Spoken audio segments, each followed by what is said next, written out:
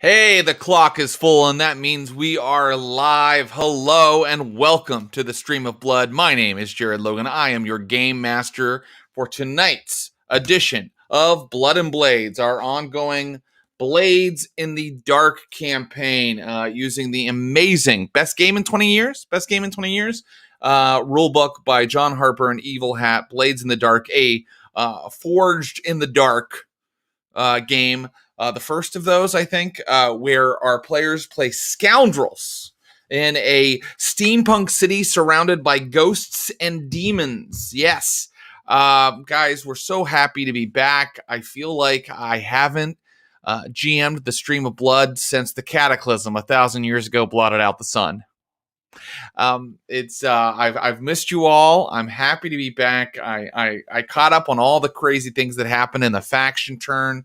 So I'm all up to speed, and I'm ready to bring out our first and best, Blades in the Dark players, our very lovely partners from the Glass Cannon, and of course, our MVP of roleplay here at the Stream of Blood, Ross Bryant. We'll bring them out in a second. I just want to let you know that tomorrow we are back with more Vampire. The Masquerade 5th Edition, Vampires of Pittsburgh, will continue tomorrow at 10 a.m. Everything's back. The show's back on. We're doing it again. And also, be sure to check out the Glass Cannon for new game Who Dis. I saw some of you talking about it on our Discord. New game Who Dis. I story told. I was the storyteller for a couple sessions of Vampires of Philadelphia on the Glass Cannon Network. So be sure to check that out. That'll be a video on demand on Wednesday, the first session of it, I believe. I believe that's correct. All right. Let's play some Blades in the Dark, because we have got a big, juicy loaf of downtime to bite into today. Let me bring out your first player. He is an esoteric archivist who has a large collection of books of Eldritch lore, as well as cassette tapes of Eldritch lore. Please welcome our role-playing MVP here at the Stream of Blood, Mr. Ross Bryant, everybody. Oh, man. Really looking forward to biting off a chunk of that juicy loaf. Man. A big, smelly loaf of game tonight, Ron. I'm psyched. I was not planning on this, but since you gave me that introduction, I felt you caught me looking at one of my prized tapes here. Ooh, Zed, Visions of Dune, a 1979 synthesizer concept album inspired by the novel Dune. Wow. Featuring such tracks as The Duke, bonus track, and Quitsat's Hatterack. Wow. That's amazing. I need you to rip that for me. Whatever. I need you to get me a copy of that, or just put pieces of it on a mixtape to confuse me. Okay. So be it. We are very, very into Dune around here. I'm on book 3, and look, I don't want to give away too much, but let's just say we're very into Dune around here. Okay, Dune heads.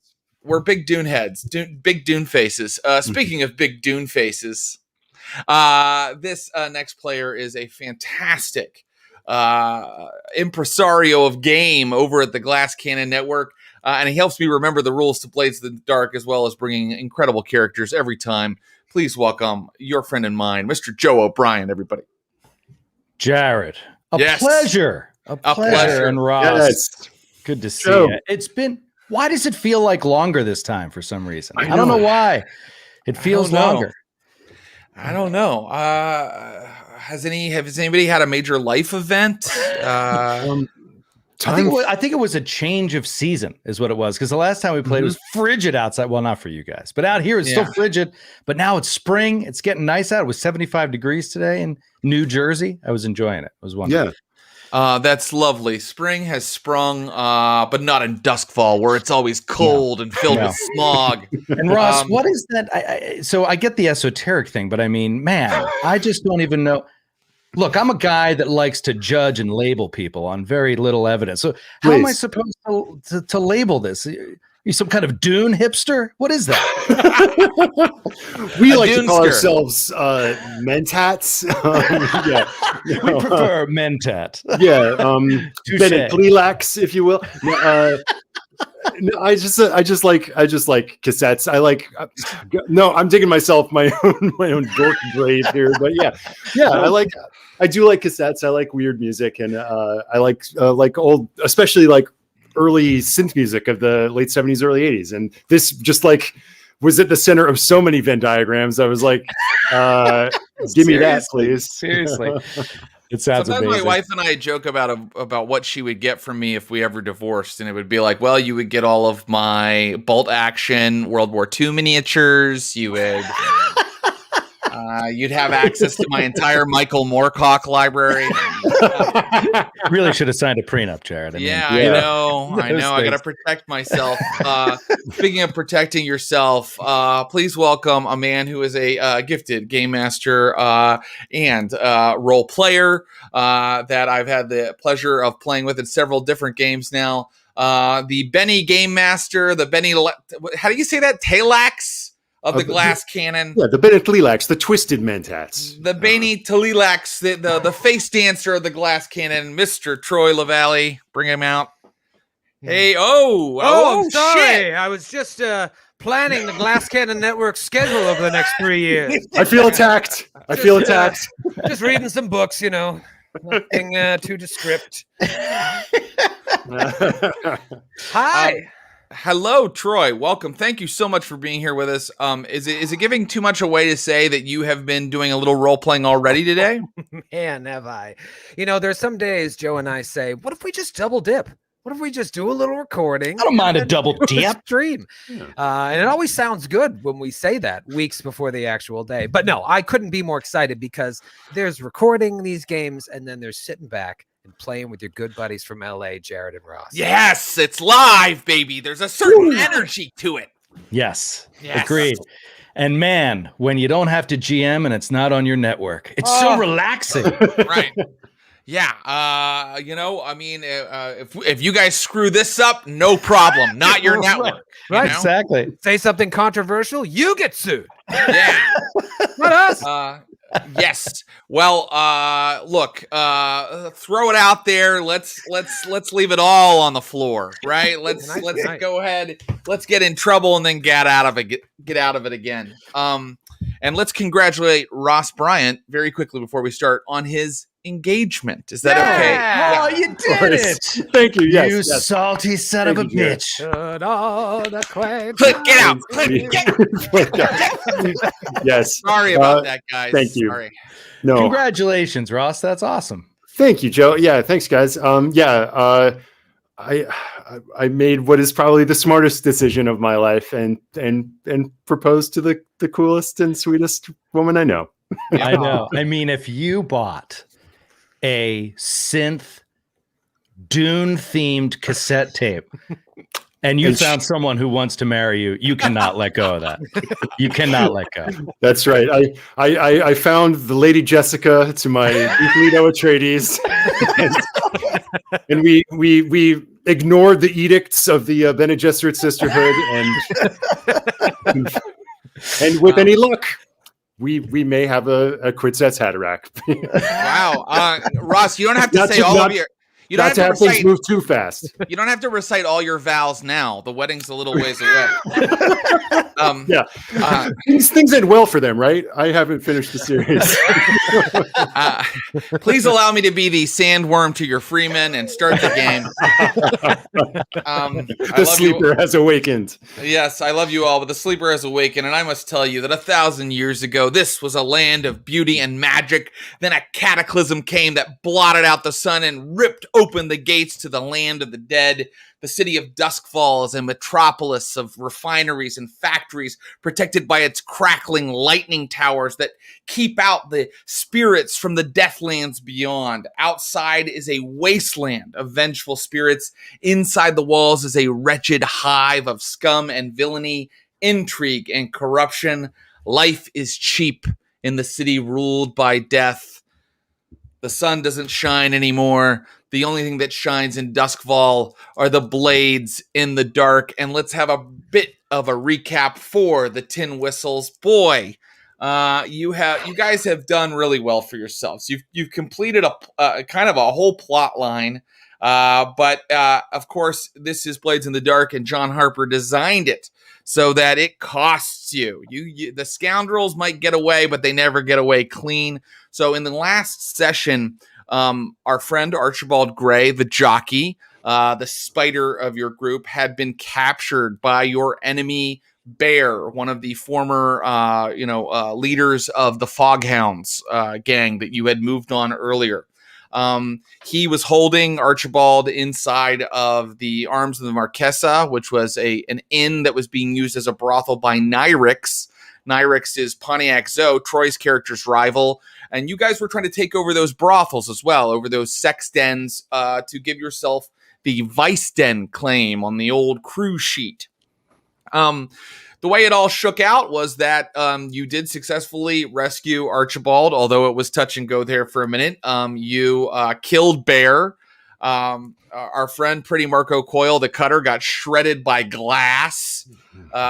Fergus Frost Blackburn, Joe's new character, the Hound, who kind of is going to, I think, sort of take some of the action off of Archibald's hands occasionally, so that because Archibald's pretty harmed right now, I believe, right, Joe? Well, certainly not worse than Frost. Yeah, Frost has a broken leg. He broke his leg in that last score, which was very serious. No, actually, Archie is, depending on what happened behind the screen, the GM screen, so to speak, what we didn't see during his time captured. I just have on his sheet 2 level 1 harm. Mm-hmm. So I think he's all right, all things considered. Now, it depends on what you want to add to that.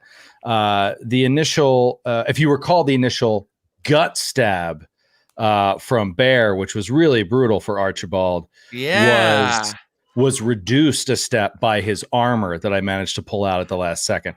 So that ended up becoming a level 1 harm. So he's actually not too bad a shape, unless you wanted to change things based on his time in captivity, which I don't know how much they might have beat him up, cut an ear off. I don't know. I don't think he was in captivity that long. I think that they were kind of busy dealing with his friends who moved quickly. So I think we can leave him where he is for right now. Okay. But thanks for reminding me that I could fuck him up even more. Yeah, he's got room to be fucked with. He was castrated. He's right. Damn. Unfortunately, he's missing an ear, and Bear kind of danced around him while he cut it off, listening to oldies music. So let's do this now. Let's talk about XP. So you were supposed to mark an XP every time you took a desperate action last time. I hope everybody did that and has it allocated to the proper attribute on their sheet. That's for you to keep track of.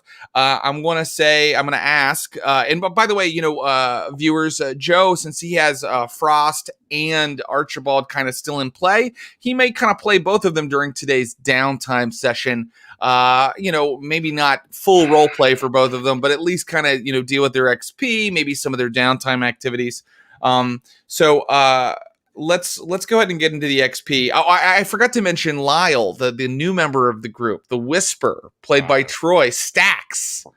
Lyle Stacks Gethsemane, whose spirit magic was crucial in pulling off getting Archibald rescued. And I should have finished the recap by saying that the Arms of the Marquesa burnt to the ground. The Spirit Wardens responded to murder. You guys got away just in the nick of time. And so with all of that kind of breaking down like that, it feels like you have retained the Vice Den that you had, the small slum house a couple blocks away. But the Arms of the Marquesa is no longer a viable location for you to use as a Vice Den, but you retained the Vice Den that you had. All right, let's get into XP like I was trying to. Did everybody hit their playbook specific trigger? You addressed a challenge with violence, Marco, right? Oh, yeah. Great. And then what about Fergus Blackburn? What does a hound need to do? Dressing with tracking or violence. So, yeah, I mean, he opened the score with a sniper headshot of the madam of this place. So, yeah, I think he addressed it with violence. He did a little of both. I would even say, like, kind of sneaking up on that building and tracking her in the window. That was all part of it. What about you're just going to be playing Lyle for a while, because you may recall that Pontiac Zoe, our slide, took a nosedive into some concrete a couple sessions ago Why? Troy hasn't told me yet. So Troy, what about old Lyle? Did he hit his playbook specific trigger? I believe he did. Yeah. You addressed a challenge with knowledge or arcane power, and he definitely got magic-y during that encounter. Yeah, there was some big ghost summoning. Yep. Yeah. Okay, great. And then did everybody express their beliefs, drive, or heritage? And tell me how. This helps us recap. Marco Coyle, did you express your beliefs, drive, or heritage?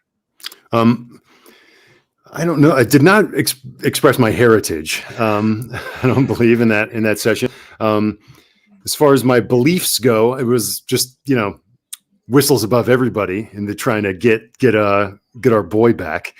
I don't know if that necessarily qualifies. But I definitely had a score to settle with Bear. And once we heard that he was alive, I would call that a drive. I think that was a severe drive of like getting revenge on the guy who stabbed me in the back, literally. Yeah, take an XP for that. Absolutely. Great. And what about Frost and or Lyle? Did they hit some beliefs, drive, or heritage? I think Lyle hit heritage. Didn't he?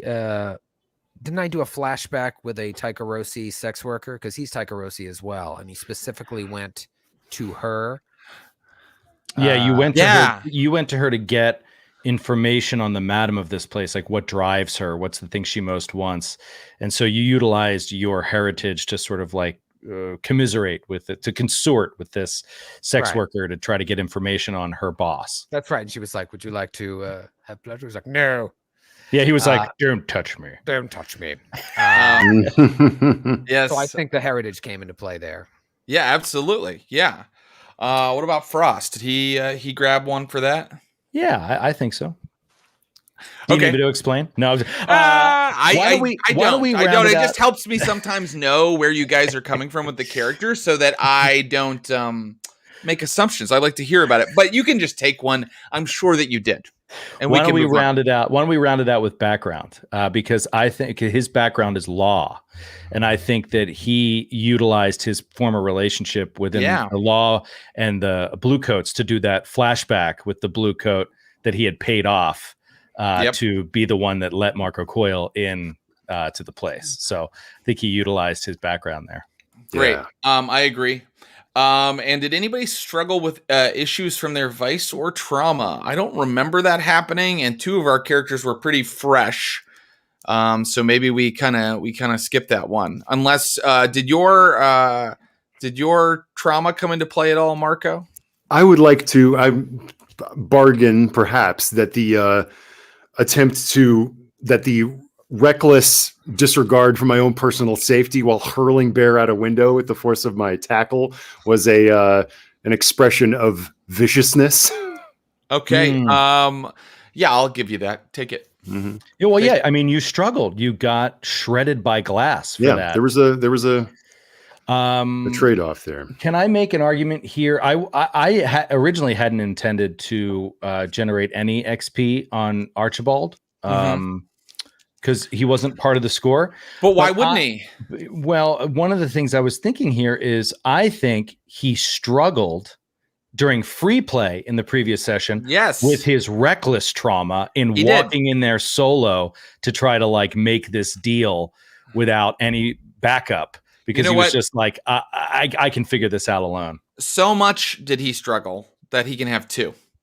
He can have two for that. I mean, he had to get captured for a while. That's that can be really frustrating for a player. You guys were like totally cool with it, but like he did pay for it. If you hadn't used that armor move, if you hadn't used the armor resistance rules, he would be having like a tremendous wound right now that he'd be dealing with. So absolutely.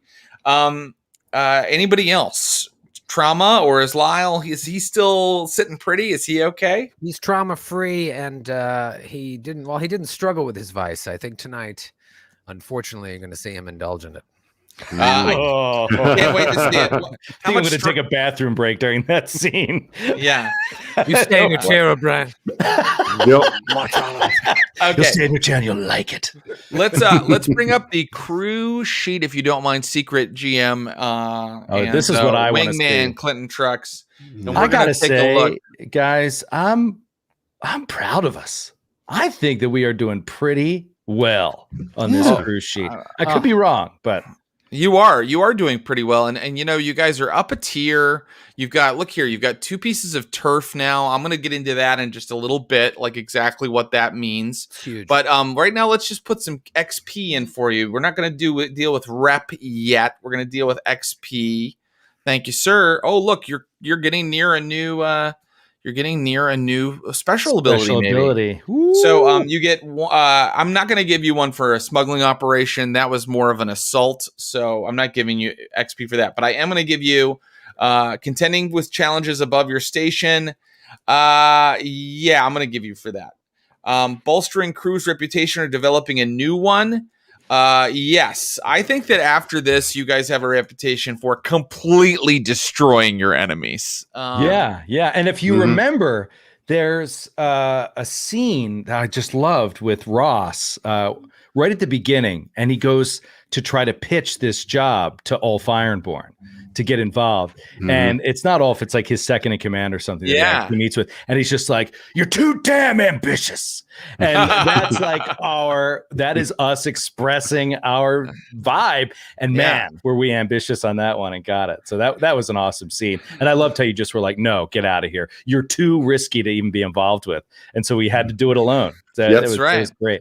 Yeah, you guys tried to call in your ally, and it just you just weren't. He wasn't down with it. Ambition, revenge against the guys that hurt you. I'm also going to give you one for the goals, expressing the goals, drives, or inner nature of the crew. So look how close you are to another special ability, and I believe that it could be a special ability or one of these kind of things on the side, crew upgrades. Yeah. So you're close to that. Have let's talk about rep. Okay. To see if you've gained any prestige among Duskfall's criminals. You have to have, right? I mean, you guys turned it in last time or last downtime to kind of go up a tier. So you're starting to build your rep again. Rep is a little bit upwards, Mr. Clinton Trucks. Okay. He's going to find it, I guess. I'm giving you 2 rep, the 2 automatic rep. You get Nyrix's den was tier 1, so you guys were contending with her, and you get 2 rep, and you're building your way to tier 2 now. Think about it. Think about the word on the street. No, sir. Those are turf. Go to the other end. There we go, baby. That's how it works. Okay, so great. So if you get more turf from the right side, you'll have an easier time building to a new tier on the left side. Very interesting. Now we come to the part where I have to give you some bad news. Hold on a second. Yeah. We should get more rep. Explain why, Mr. Joe. Because we get another point, I believe, for going with the higher tier against the higher tier crew. She was equal to your tier. We're tier 1 now? You're tier 1. You upgraded before you went against her. And I'm still giving you the XP for challenges above your station because at one point you were having to hold off the spirit wardens who were responding. I forgot we leveled up. So yeah. All right. Sorry. Yeah. I was just going to say, think about our rep. Like we took over that boat. I'm sure the word has started to travel throughout the street about like how that all went down. And then when this other den of iniquity refused us, we went in and cleaned house. Don't mess with the pinwheel. Yeah. You guys are ambitious, but also brutal and bloody. I think one thing you might want to think about, and let me know. I think we started off as smugglers, and back in those early days of the pandemic, we didn't know what the game was. I mean, we really didn't. It takes many sessions of playing a game to really learn it. And now I don't know if you're smugglers anymore. So you could change your crew so that this time you missed that smuggler XP because it didn't seem like something that you had done. So I'm just putting it out there that you guys could start some kind of project clock or do something to change your crew type.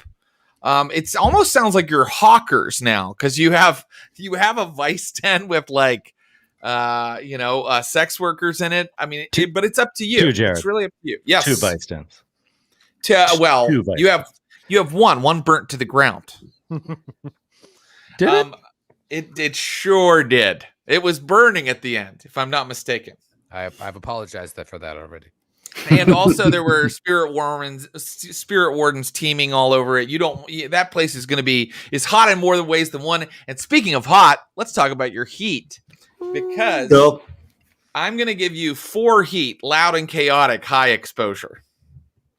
Yeah. So let's add that to the sheet, my friend. Yes, sir. When you get to 9, of course, your wanted level goes up, and the tin whistles are already at a wanted level 1. Mm-hmm. Keep an eye on that. Now, payout. Okay. Stick with me, fellas, because you're not going to like what I say at first, but then you're going to be fine with it. I think that you earn 0 coin for this. I don't think that you cleared out I don't think you cleared out the coffers at the Arms of the Marquesa. There's really no way for you to earn coin except, you earned other things. First of all, you earned getting your good friend Archibald Gray back. That's worth a lot. Here's what else you earned. And this is not insignificant. Members of the Foghounds gang have decided to join you. During our faction turn, they could have rebelled against you or they could have stayed with you, and they decided to join you. So Wow. I rolled a die to see how many stayed. 6 of them, in addition to Fergus Blackburn, stayed. So that means you now have a cohort. You now have a gang that is, and we're going to officially put it on the sheet, which I don't think we had done before. Wow. You have a cohort of loyal but unreliable rovers. What does loyal but unreliable mean? They're loyal because they will stick with you now. They're tired of changes in leadership. They're not going to keep bouncing back and forth anymore. You have solved that by this last score. They now are yours, and they are not going to move around anymore. They're unreliable because they're rovers. They're often out on the water or roving around Duskfall. They're not just sitting in the rail car waiting for you guys to call on them. Sometimes they're a little bit scattered, and they travel a lot for you. Okay, so that's why they're a little unreliable. And every cohort, by the way, has a advantage and a flaw. So those are the advantage and flaw I've given you because you kind of stole them from somebody else and didn't create them yourself. You could make long-term projects to change those qualities in some way if you wanted to. That's cool. You now have the full benefits of a vice den. You may now roll dice equal to your tier and subtract your heat and add that much coin every downtime. Wow. That's great. But you also owe 2 coin to Ulf Ironborn right now. So you earn 0 coin on the score, but you have the Vice Den bringing in money, and you owe coin to Ulf Ironborn. Yes, Joe. Ulf better be cool. I disagree. No, mechanically, I'm good across the board, but there's nothing I would change. But I think that there's a disagreement between us with the narrative and like what's happening. Okay. Because in the last session, you said that the place could burn to the ground, and we stopped that from happening and saved the upper floors. The lobby was burnt, and we convinced the law that we owned the place and that Bear attacked it. So the end of that was that we had this other vice den. And to me, as a player walking away, I was like, oh, I could see like a long-term clock being like, rebuild the lobby. Like basically what you said is this place would be unusable for a long period of time, but it didn't burn to the ground. We disagree on the narrative. The reason we disagree on the narrative is because I am wrong. You are correct about that. Okay. You are correct, and you have jogged my memory, so thank you. No problem. And I'm fine with like the coffers could be empty. You know what I mean? When we got there and they just paid some debts off or whatever, like all the mechanics I'm fine with, but I'd like for the story for us to have the Arms of the Marchesa in Night Market, just in case we ever want to have fun story stuff there. Or if we want to rebuild it, I think we could get some cool stuff out of it. It could be a whole score just like getting construction materials or something. I don't know. Like, I know. In fact, this game is now about kind of a Habitat for Humanity kind of thing, where you guys are going to build various structures. Yeah. And then we're really going to get into This is an decorating. urban renewal project. Yeah, exactly. Like what goes on the wall of a bathroom? What's tasteful? I can't wait to pick out sconces. Ooh, The Arms of the Marchesa belongs to you. I'm going to say that at the moment it is not operable, if that's okay. But it totally fine. That's what I thought. Yeah, you have taken it over, so you now have a really a presence in Night Market. Your main hideout has remained the rail car, but you could change that. And I don't think I'd even make that a long-term project if you didn't want it to be. I think you could just say, oh, you'd have to fix up the Arms of the Marchesa before you made it your hideout. But if you guys wanted to make the little slum house your new hideout, you could do that. Or if you wanted to move on to the boat, you could move on to the boat now. But just something to keep in mind when we get into some free play here. So let's go ahead and roll and see how you're doing in terms of, I am going to say that, well, let's see. If you got the Arms of the Marchesa, they had money there, right? And you convinced people that you owned it. Okay, let's see how much coin you earned. Okay, you earned 5 coin. Whoa! Yeah, all right. I mean, that's a little less than a standard score. So I'm not being super generous. But let's go ahead and put that in there. Yeah. That's really going to help with like the mess and disaster that we are as a crew right now in terms of our like stress and damage. Like we need that coin. The other thing that you need is to pay 2 to Ulf Ironborn. And you need before we do that, why don't you roll and we'll subtract your heat and see how the vice tent's doing for you. Who would like to roll? Awesome. I'll do it. Ross. Go for it, Marco. 6, baby.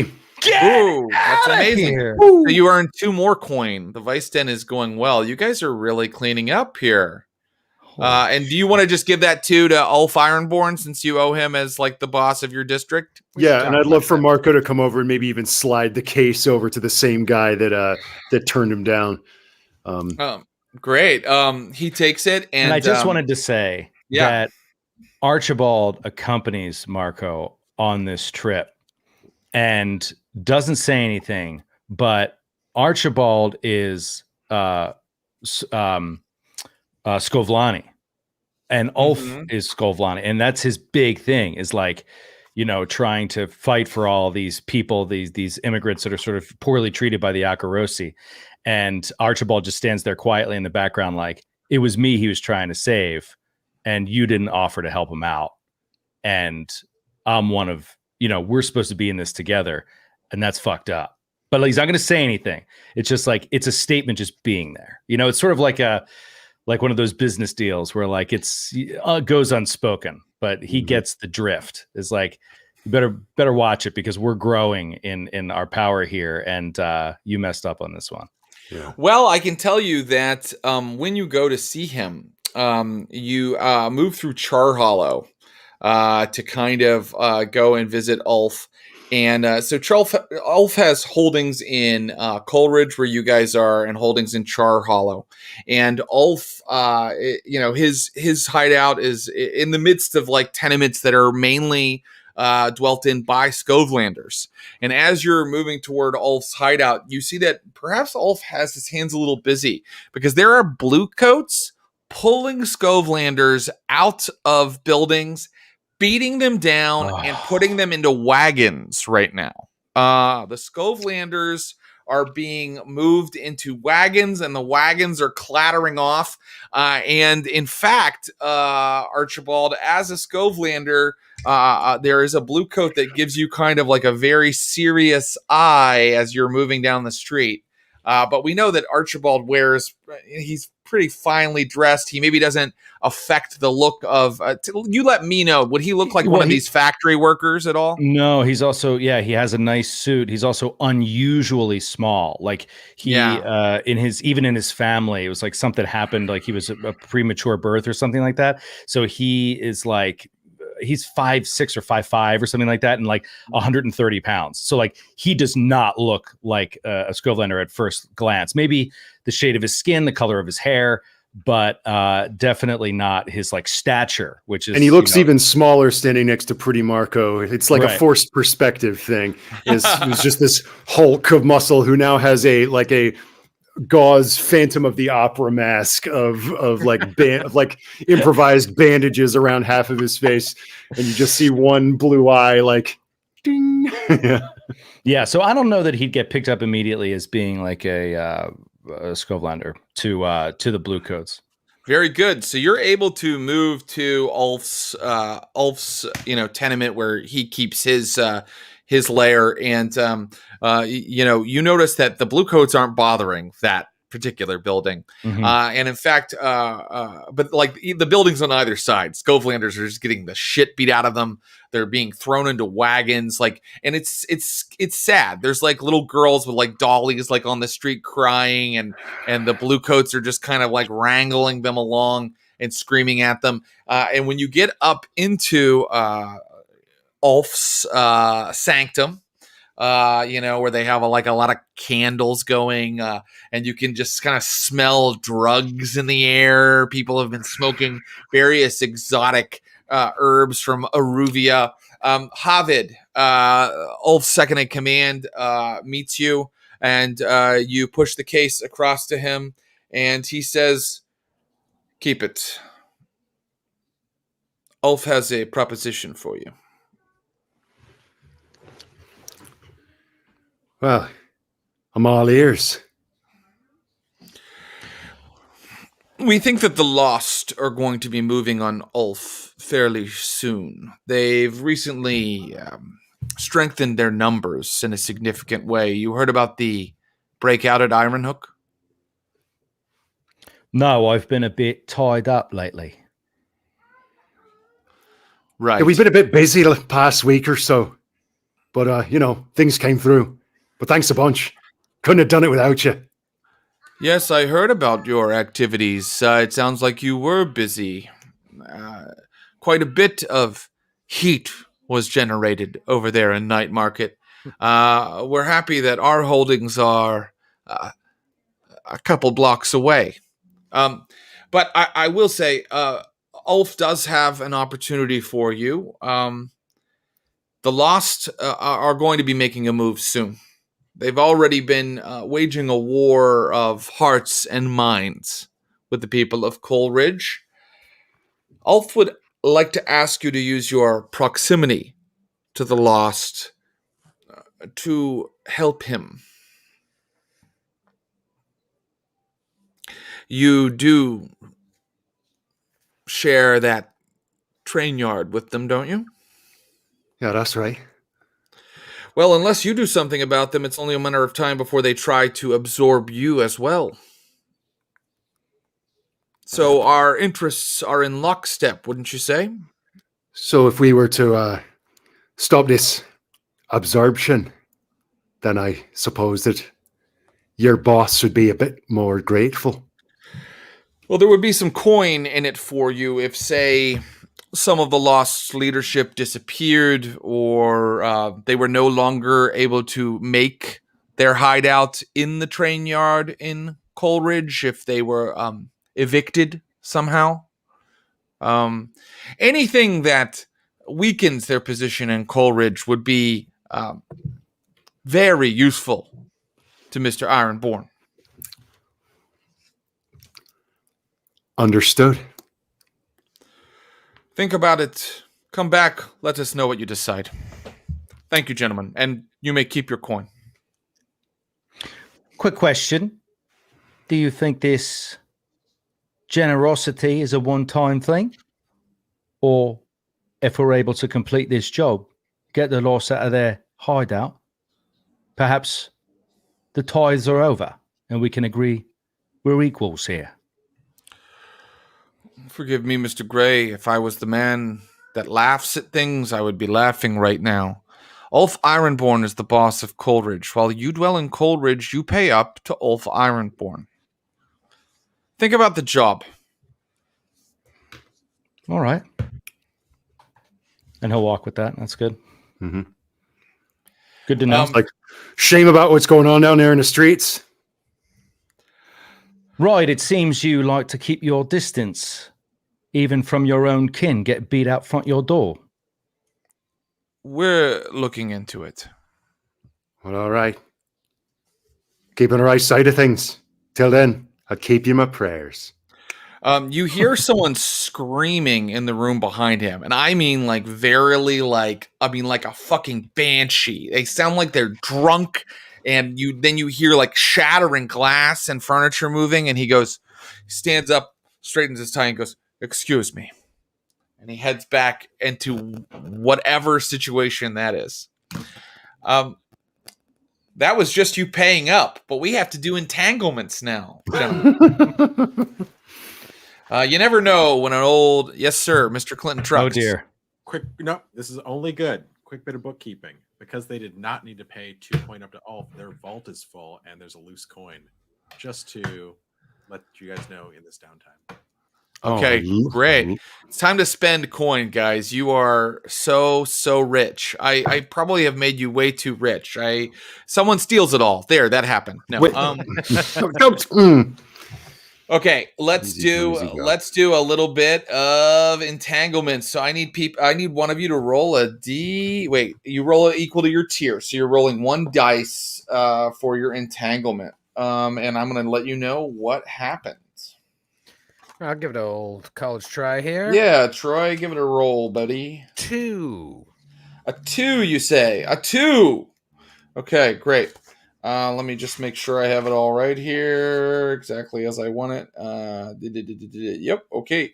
So, when you get back to Coleridge, Marco, and Archibald, you hear the bad news. Perhaps Lyle imparts it to you because Fergus is there as well, and one of the members of the Foghounds that stayed loyal to you guys, of the 6 that stayed loyal to you, and he says that the members of the Foghounds that did not stay loyal to you, because there were more than 6, have stolen the boat. This Our is boat? your boat. This is what is called gang trouble. And let me explain what you can do to handle this. You can either forfeit 2 rep, and your cohort, these rovers, will get the boat back for you, and you don't have to do anything else. But you forfeit 2 rep. Or so fucking great. It's great. Yes. It's great. Yeah. But you see why you would lose rep, because Yeah. you know, right? Yeah, Someone it's is like you don't Other have people control of your own clean up crew. my mess. Yeah. Exactly. Yeah. Or I'm going to rule that you can spend a downtime action getting it back. Oh, man. And I'll probably make you roll to see how it went. You'll get it back as long as you use a downtime action to do it, but I'll roll to see how that all went down. I think we definitely do that. We use a downtime activity to do it. Yeah. Versus losing rep because we've got the coin to spend. Great. Yeah. Who do you send, and what action do they use? I just want to say, whatever happens, I want to hang the bodies of the thieves in the streets. And carve the letters TW on their chests. Just so everybody knows, don't fuck with just the like tin whistle. on the chest, toot. Well, that Something sounds ominous. that sounds like you need to send somebody who's good at doing that kind of violent work. Does that mean we send Marco Coyle? Does he use one of his downtime actions? Who do you send? Do you send Fergus? Does Archibald? Does Lyle? Who goes? And then they need to roll an action for me, and we're going to see kind of how it all went down. Now, forgive me if this is in the weeds, because I'm so messed up from the last session. Taking on this kind of like action is the kind of thing that Marco might like to do after he gets some medical attention. Right. So, do you want to just save that downtime action for a little bit later in the session? Mm-hmm. Yeah. Great. So that's an ongoing issue right now, but by the end of the session, you either need to forfeit that 2 rep or use an action to take care of it. All right. Okay. Finally, I think we are ready for you guys to take on your downtime activities, if I'm not mistaken. You can start, actually, what a great segue. We can start moving into your downtime activities. So let me know who would like to go first, and what would you like to do? You know what? A good thing to do is to review the long-term project clocks you have going. Yeah. You have 2 of 4 filled on recruit Reed the Physiker, a member of the Lost.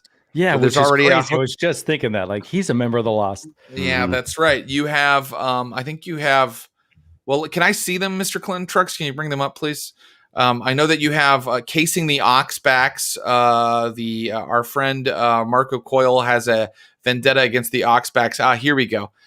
So recruit read the Physiker is half done and definitely achievable this game. Case the Oxbacks 2 of 8, and own a racehorse 2 of 8 for Archibald. Okay, great. So that's just to keep those in mind as you're playing. Your other options are, of course, acquire an asset, recover, very important, but you need a Physiker to do that. Reduce heat, train, or indulge your vice. I think Archibald would love to just start by trying to fill that clock with Reed. I think he wants to put his social spidery skills to use and finally pull Reed over from the other side, because we have Frost Blackburn is in that freaking rail car, just like in a cold sweat, just pale, like like having nightmares each night as this before he's going to lose his leg if we don't get this taken care of. So yeah, I think getting the Physiker is a primary goal here, and Archie can at least walk over there and give it a shot. Okay, great. Let's do it. Long-term project. You're going to roll, I believe, your tier, if I'm not mistaken. Let me make sure. I think that's right. Long-term project. And we can spend a coin to increase the result of the roll. So we should be spending coin left and right. Oh, so no, I was wrong. You roll one of your actions. So Archibald can choose an action that he's quite adept at when he does There we go. I'll do consort. He's going to consort, try to just pull Reed over. Like, come on, man. It's time. You know it's time. Makes total sense. Now, listen. He will fill one segment, not enough if he gets a 1 to 3.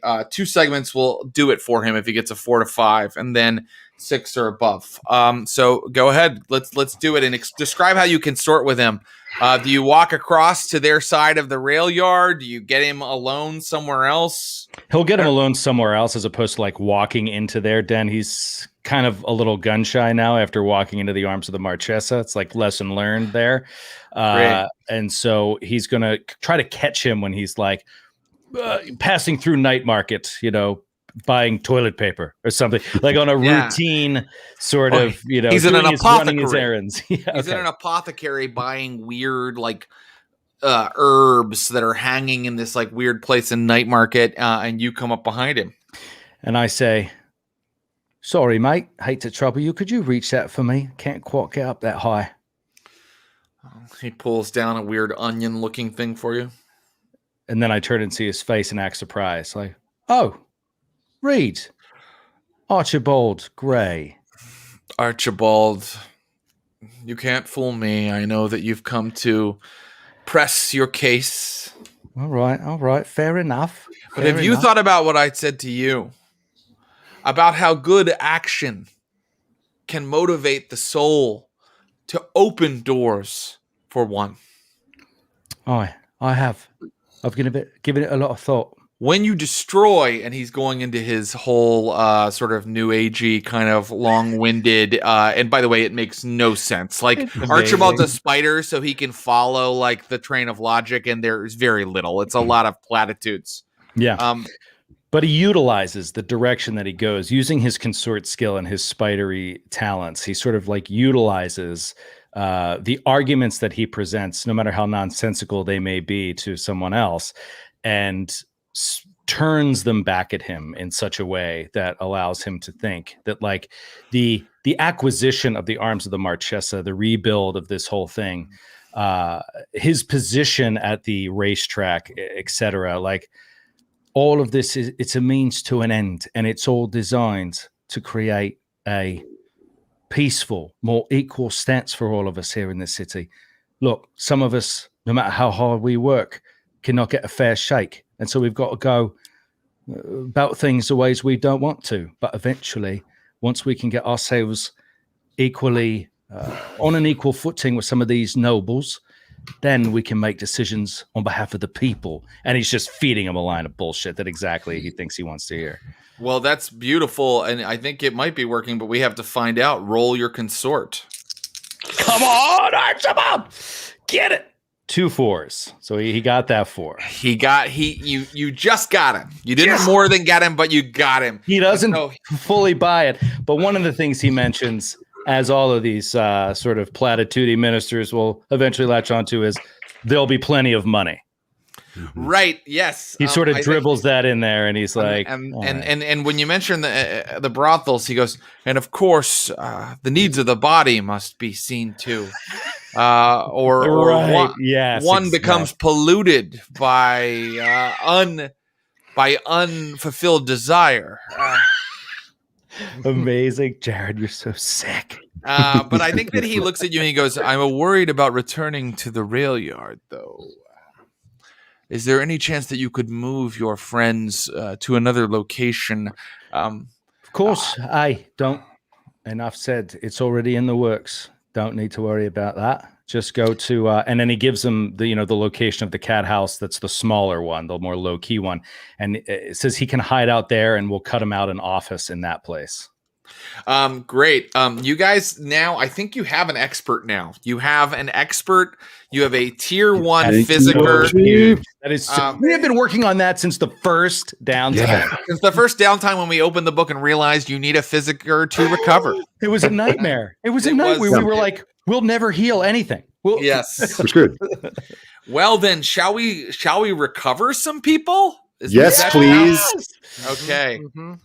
I did. Okay, so here we go. You are moving the people from the rail yard over to the brothel. Perhaps you use the rail runner to get them over there kind of quickly. There's weird tracks snaking throughout all of Duskfall, but especially through Night Market, where that huge rail station is positioned.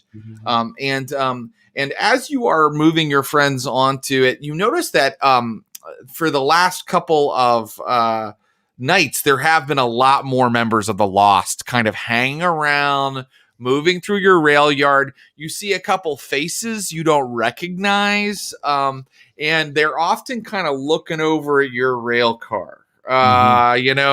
Keeping an eye on you guys as well. The Lost, of course, just to review, in case anybody doesn't remember, they are criminals with a very kind of philanthropic bent. They believe that they are helping the beggars, the sex workers, the destitute, the down and out of the city by getting revenge for them, and by they do as many things out of altruism as they do out of greed. In fact, they claim it's all out of altruism. And so you even at one point hear on top of their rail car a man preaching to all of them assembled, and you realize that this must be their leader, whose name is Cortland, I believe. And he's not dressed in any kind of preacher's white robe or anything. He's dressed, bandanas and denim, but he is giving them the same kind of speech that Reed kind of gives you every time you talk to him. You can deal with that, interact with it as you will, but let's get to the recovery. So who is going to recover? We know Pretty Marco is, right? Oh, yeah. Okay. So Reed, he's a big kind of like ham of a guy. He's got a big round face, a bald pate. He's got an ample belly. And a big, strong, meaty fingers like a surgeon should have. And as we've said about Reed, he's only tier 1, so he mostly applies herbs as poultices as his like kind of style of healing. And Pretty Marco, would you like to use a downtime activity to have him do that? Don't you know I would? So you are now laying on one of the beds in the sex den.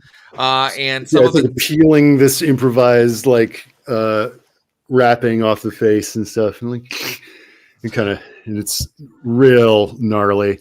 It's like, Reed looks at it. He's just kind of fascinated, and he goes, "The wages of sin," and he starts making some really smelly kind of mud, in a little container nearby. Some of the Taikarosi sex workers are just kind of watching you and smoking while it's all going on.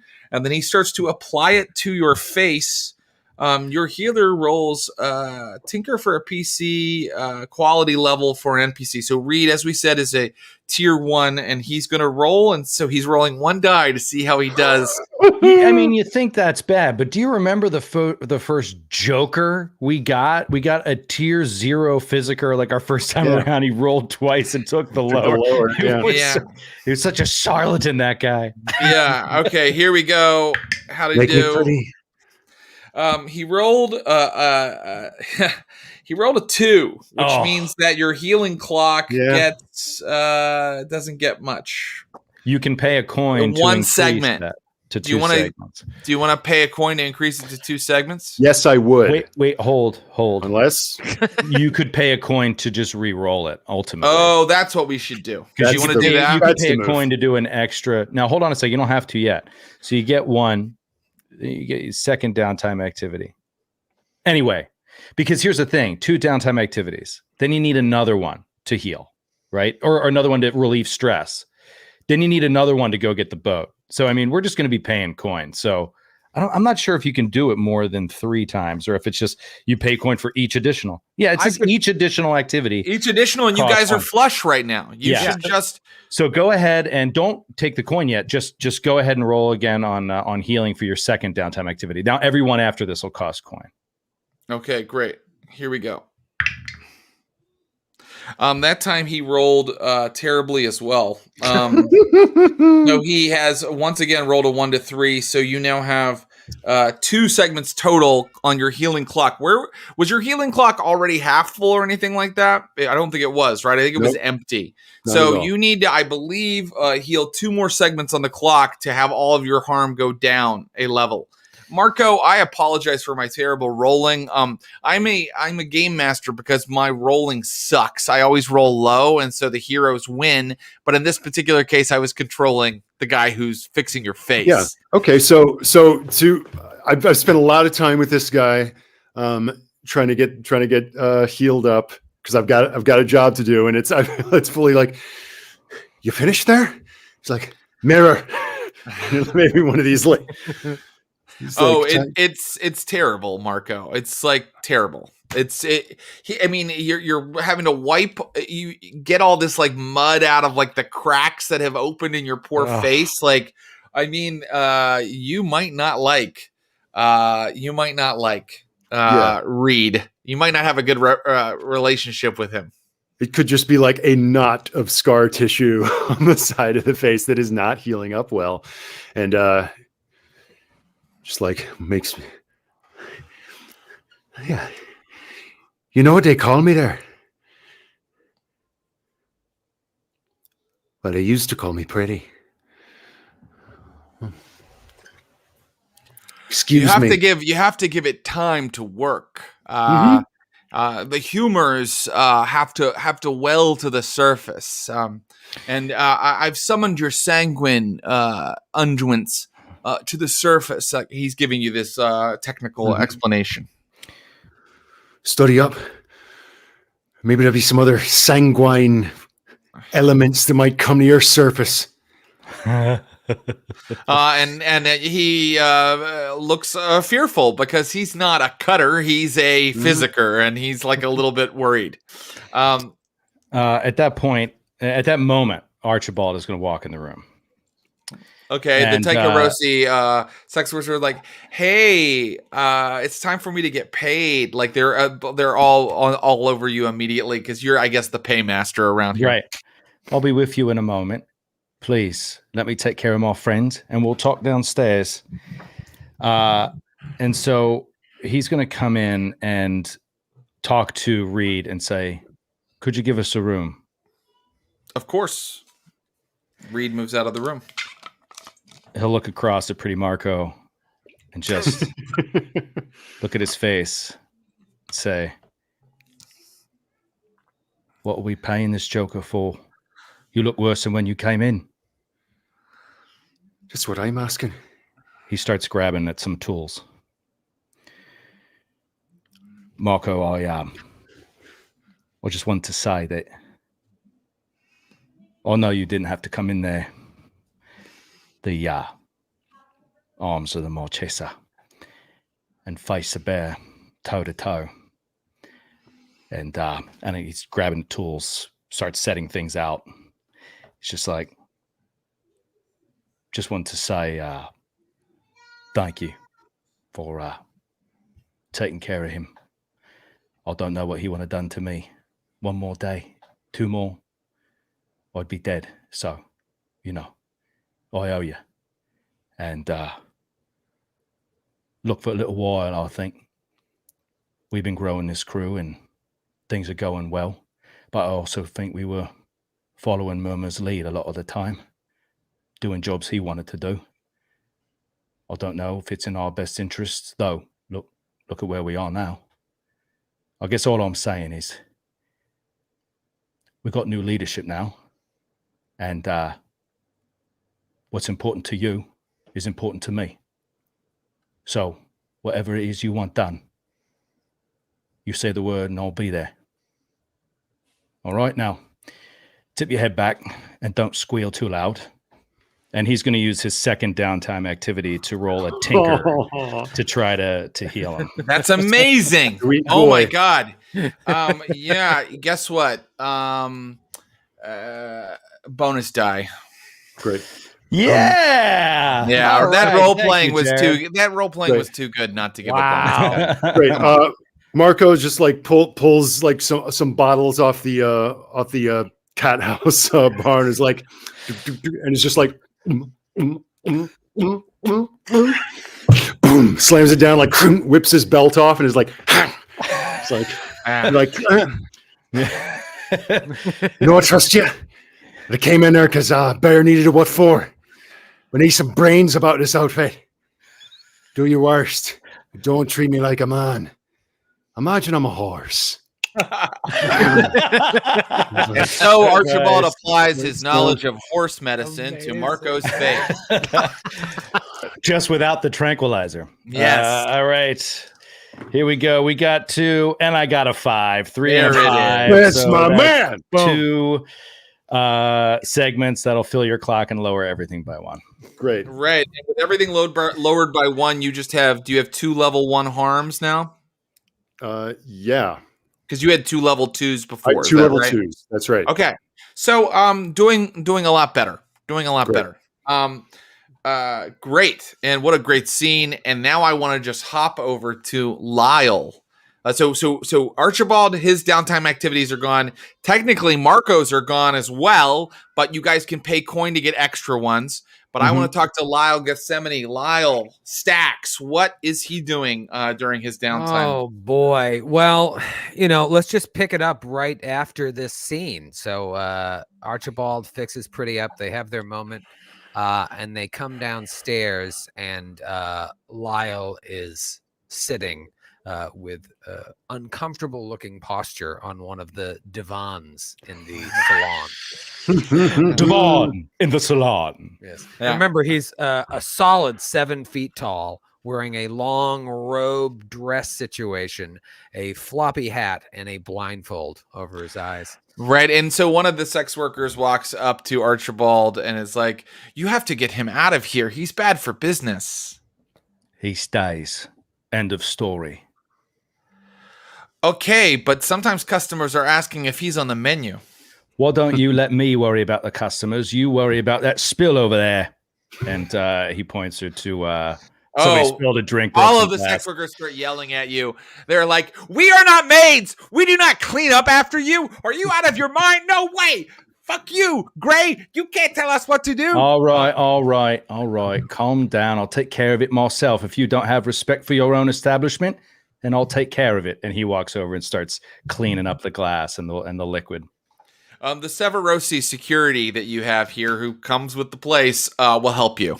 A very large, muscled Severosi woman,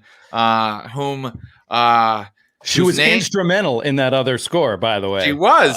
Selling the blue coats on that we owned that place. Yeah.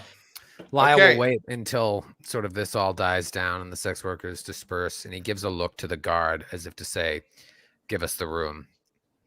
And he just sits there. She's out. Looks in the direction of the two of them.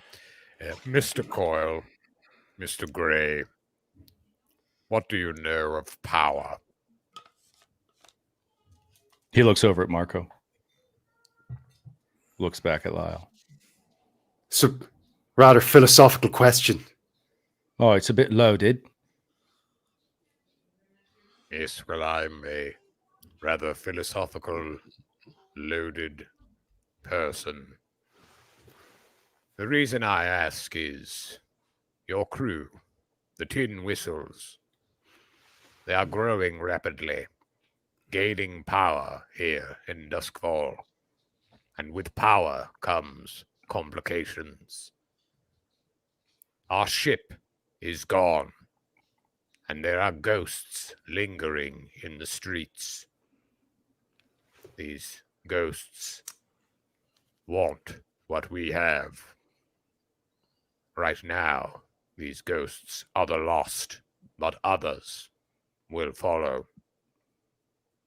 A message must be sent, not unlike what we did at the arms of the Marchesa. But tonight, I must unwind. I will see you on the morrow. Think on what I said, and watch your back.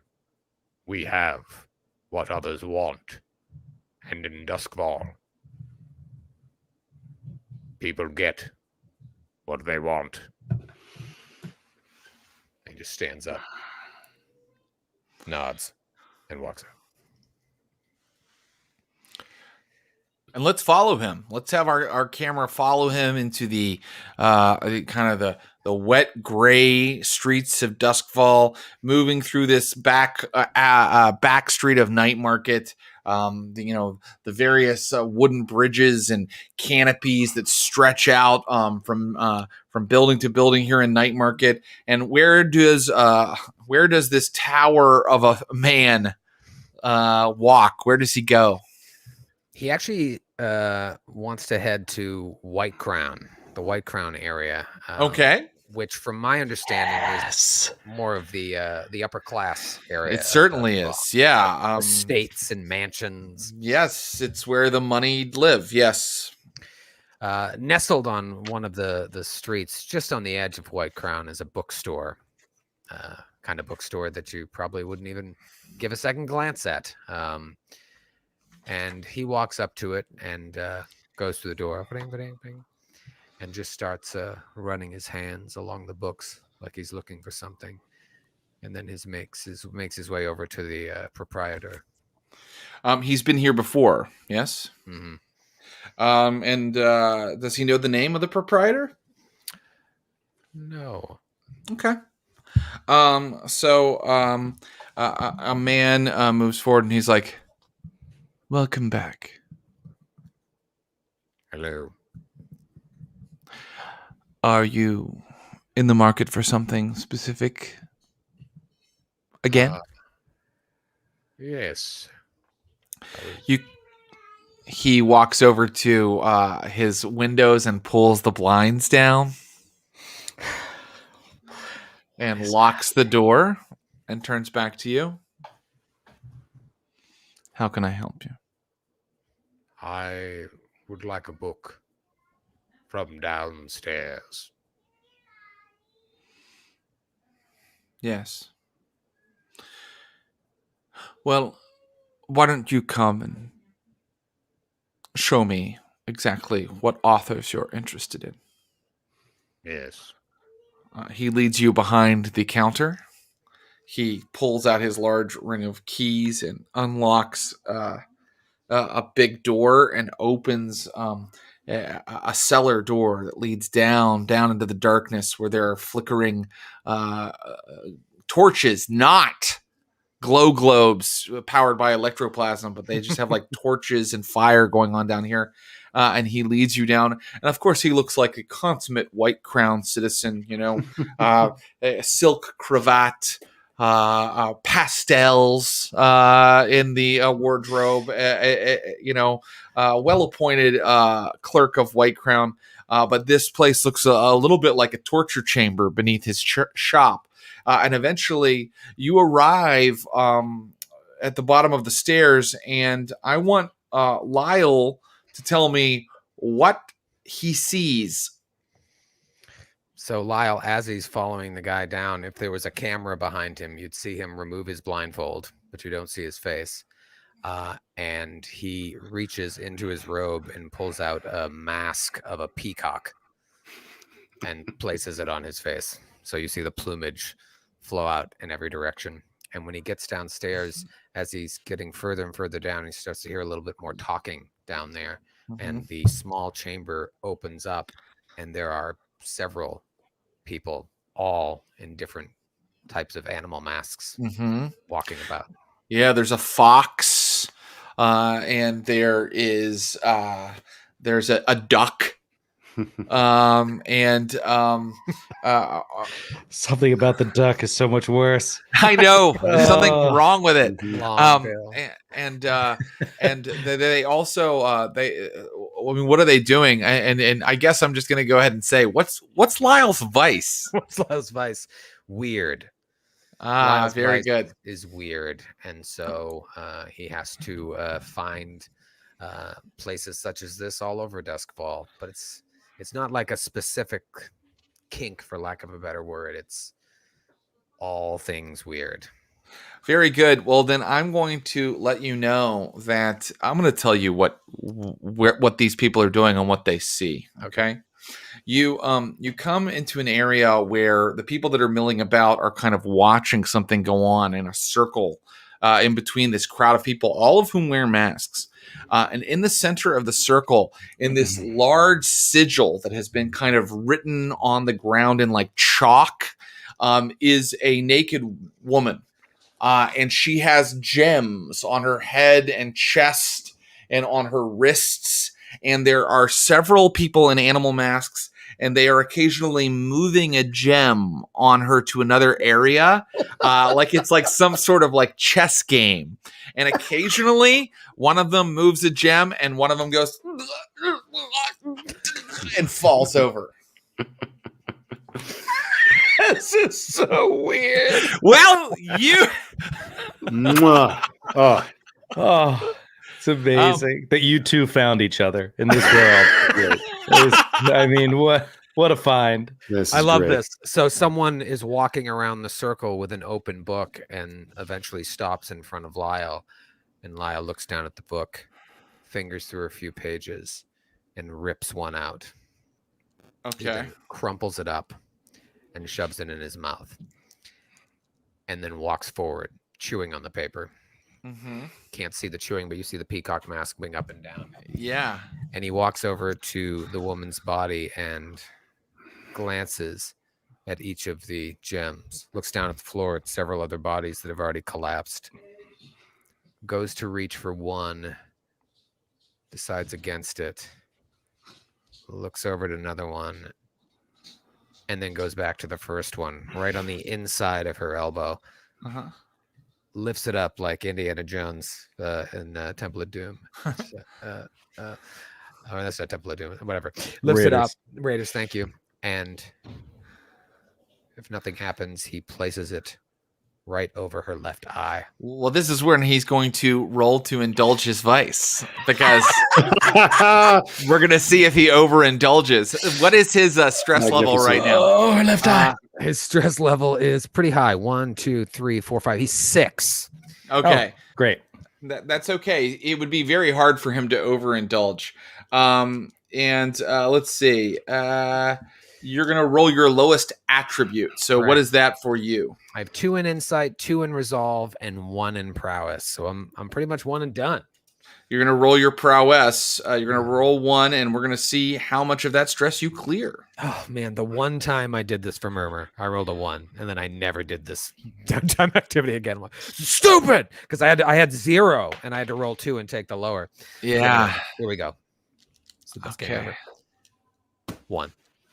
Oh, okay. So I think that what happens is you move it and you hear some of the faces like kind of snicker and murmur to each other, and then and you just feel like a slight tingle.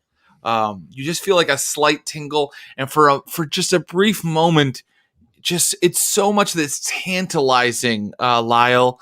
For a second, you see her soul, and a soul inside of a living person is so beautiful. It glows with this light. It feels like the light of heaven, the light of the sun, which has been gone 1,000 years, shines on your face for a fraction of a second. And that's when someone else kind of pushes you out of the way and begins making their move.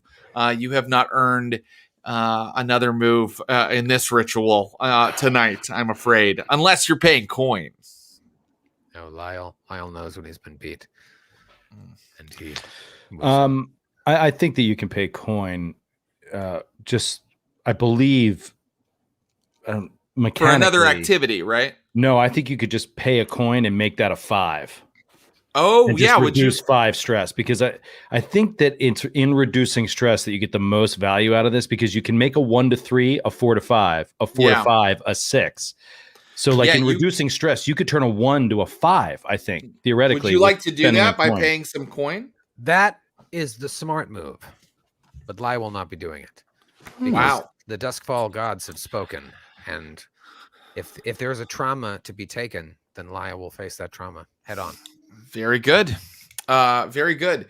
Then I will just Lyle has another downtime activity coming to him.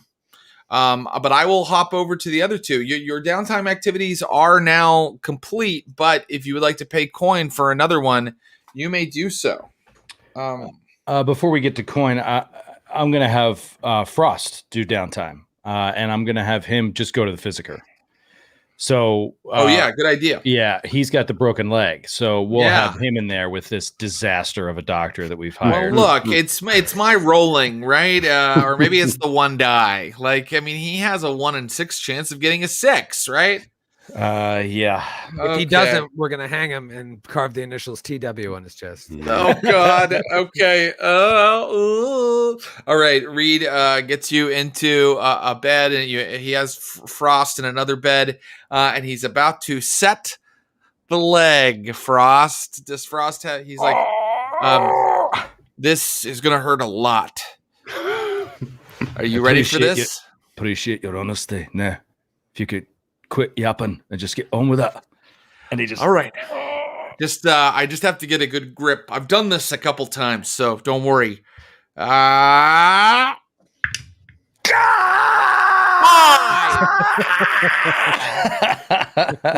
a 5, which means 2 segments. Wow. 2 segments on your 2 segments on your clock. Would Frost like to use his second downtime activity to just continue to recover? Hey, stop now! Don't stop now!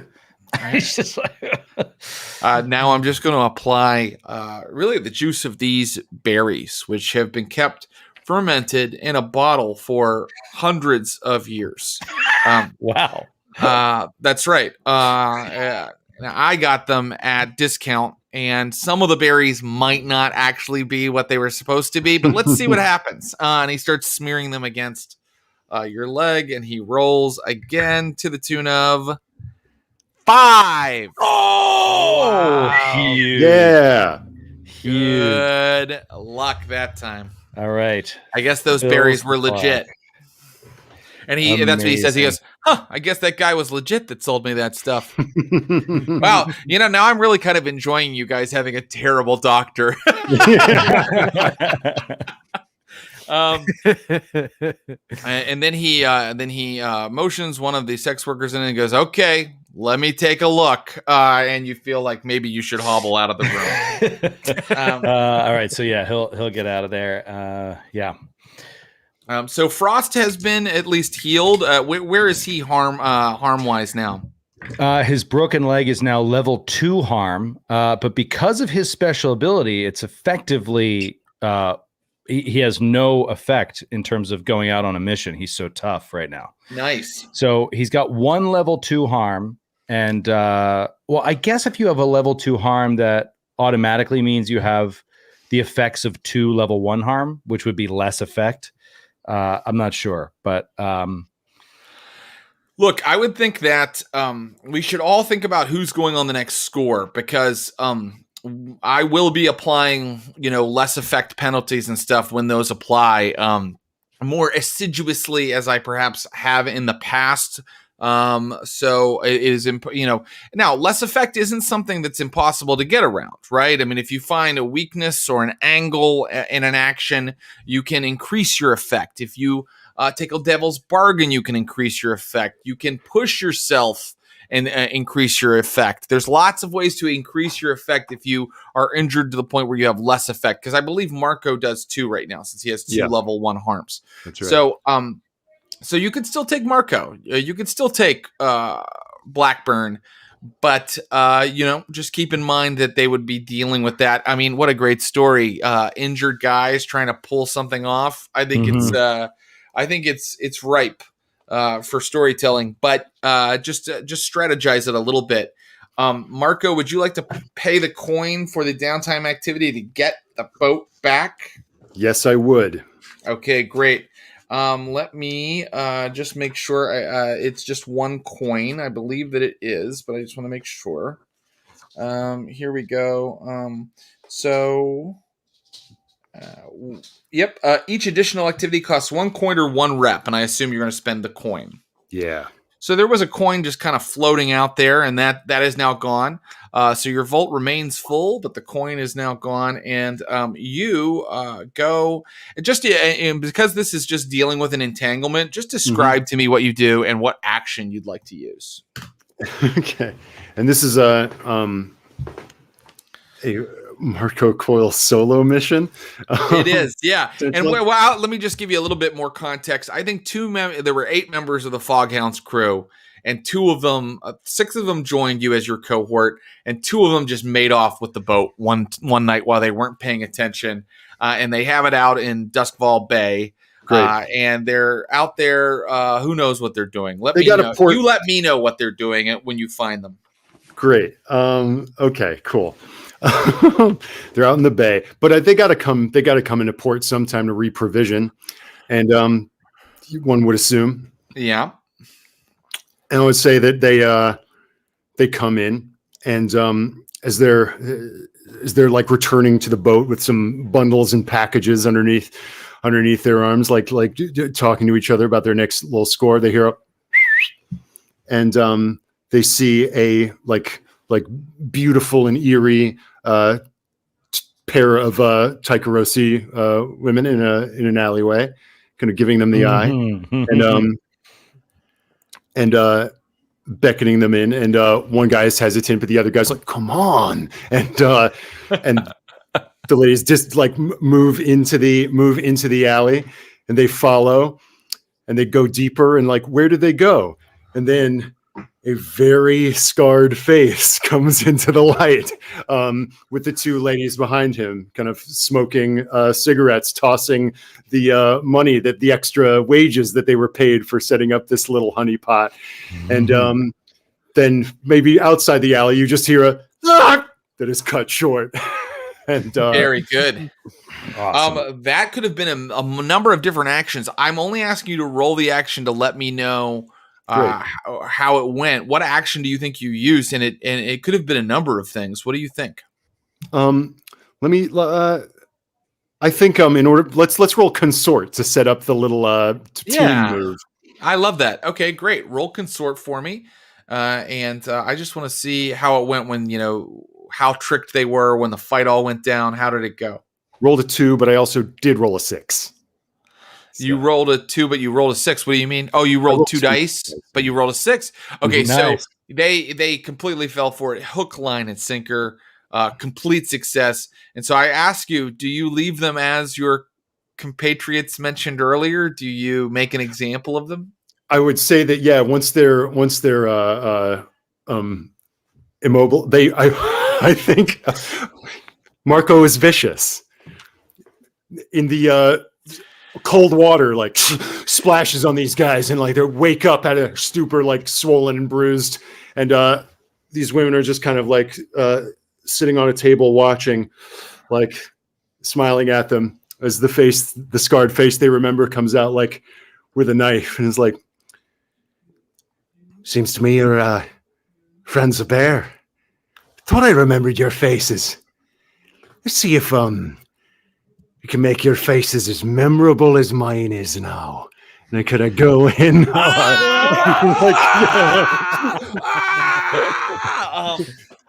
Beautiful. And Beautiful. then cut to them dangling from a gas lamp with toot. Message received by everybody. I would ask you, where do you hang them? In Coleridge or in Night Market, or somewhere else? Good question. I think it matters. It actually matters. Believe it or right. not. Let's go Night Market. Yeah. I'm thinking maybe we just get out of Coleridge. Part of me is thinking. I mean, we can discuss it, but it's like, why pay a tithe to this guy? I mean, obviously, like we're gonna pay a tithe anywhere, but like, why did this guy? This guy's a peer at worst. You know what I mean? So it's just like, it doesn't make any sense. I think we need a new layer. I think we Yeah. need better digs. We shouldn't be working out of a coal Well, car. let's, Mr. Clinton Truck's secret GM, please bring up the sheet because we have a couple things to do. I think that the message you just sent is the special effect of you using your special ability leverage. When you gain rep, gain +1 rep. So you should have gotten more rep at the beginning anyway. But I'm going to say the story reason is because Pretty Marco hung these guys up and carved toot into their face. Amazing. So amazing. We have added that rep for you. And then let's look at the layer if we could, Mr. Clinton Trucks. Let's see. Yeah, I think it's on the front page. I could be wrong. It is. Yeah. It's Yeah. in the front, Yeah. Go to like crew upgrades. You could go down. Yeah. Layer. There we go. Could you bring it close? So you have a vehicle. No, that's stuff in the lair. Our lair is an abandoned train car in Coleridge. Like that's right. Yeah. Actually, maybe it's on the smuggler's page here, but we can move it and we can write in whatever we want, really, guys. So let's see. What are you thinking? Like, do you want to move on to the boat? Do you want to move into the sex den? I think we should move into the arms of the Marchesa. It's not open for business yet. It's you know what I mean? We can just use it for shady dealings for now while it's under construction. Well, that's kind of perfect. Like they're doing construction in the front and we're just doing business in the back. Yeah, there's no public in there yet, and we can just use it for that. We abandon that train car and we can tell Ulf to go fuck himself. I mean, in so many words. Like beautiful. We don't need to operate in Coleridge. We've outgrown your shitty area of this city. First, we should set up a meeting with the Lost in the coal car, and when they all show up, we're not there, and then we blow up the train. Wow, is that? I was just thinking that. Or it's great, or we go the complete opposite direction, and we set up a meeting with them, and let them know that they are getting backstabbed. Well, yeah, we double agent that, we ally with them, we turn them on Ulf, because the one argument I have against them, and like, part of this is just me and my awful just default in role-playing games to like doing the right thing, which is a terrible way to play Blades in the Dark. And I'm trying to get over that. But like, to me, there's also an argument to be made for like this organization that is specifically for like the growing the power of the common man, to use that on our side for now, I think is way better than allying ourselves with this Skovlani radical, you know what I mean, who's just trying to like increase his gambling dens and shit, and like the rights of, you know, these non-Akarosi people, as opposed to like this group who's like, we help everybody. I don't know. I just feel I would say, coming from a character perspective, go on. No, I was just going to say, allying with them publicly, I think it buys us more time to grow out of this lower middle class area that we're in right now, before we obviously turn on them later and murder them all. No, I don't know. I just feel like and this is Archibald talking, and I definitely want to kick it over to Marco and get his thing, but like Archibald's thing is like the ability to ever operate in society as legitimate is important to him as an individual. Like he wants to, the own a racehorse thing is not a thieving crew thing. Even if people don't buy it or don't believe it, at least there's no proof, right? They can't like throw you out of the whatever. They know that you're into shady dealings, but they can't prove it. He wants to keep that illusion going. And I think The Lost helps us keep that illusion going. Okay. Yeah, what does Marco think? Marco's of two minds, I guess. The little sojourn just now to visit Ulf's lieutenant made seeing the state's persecution of immigrants pricked a part of Marco where he's like, there is some like, oh, this ain't right. Pricked some thrill of the common plight in him. And he also, the one big piece of information that Marco did glean about Ulf was that like his crew, if they're turned on, will fight to the last person. They will never give up if they're under attack. Yeah, you don't want to be at war with Ulf Ironborn. So they're a very dangerous enemy to make. Interesting. Would Lyle, and by the way, I know that Lyle has one more downtime activity coming to him, but would Lyle like to weigh in on this? Yeah, Lyle, before he left, gave a whole speech about power to them and kind of left them thinking about it. I think he feels like there's something to be said for allying with power, going the Ulf way, or kind of gathering all of the dregs of Duskfall and creating a new world order. You know, either I think if we go the Ulf way at a certain point, it's going to come to a decision like, well, who's in charge here? And it might be easier for us to just gather up other groups and take out Ulf than get to that point with Ulf where we got to be like, so single combat, how are we doing this?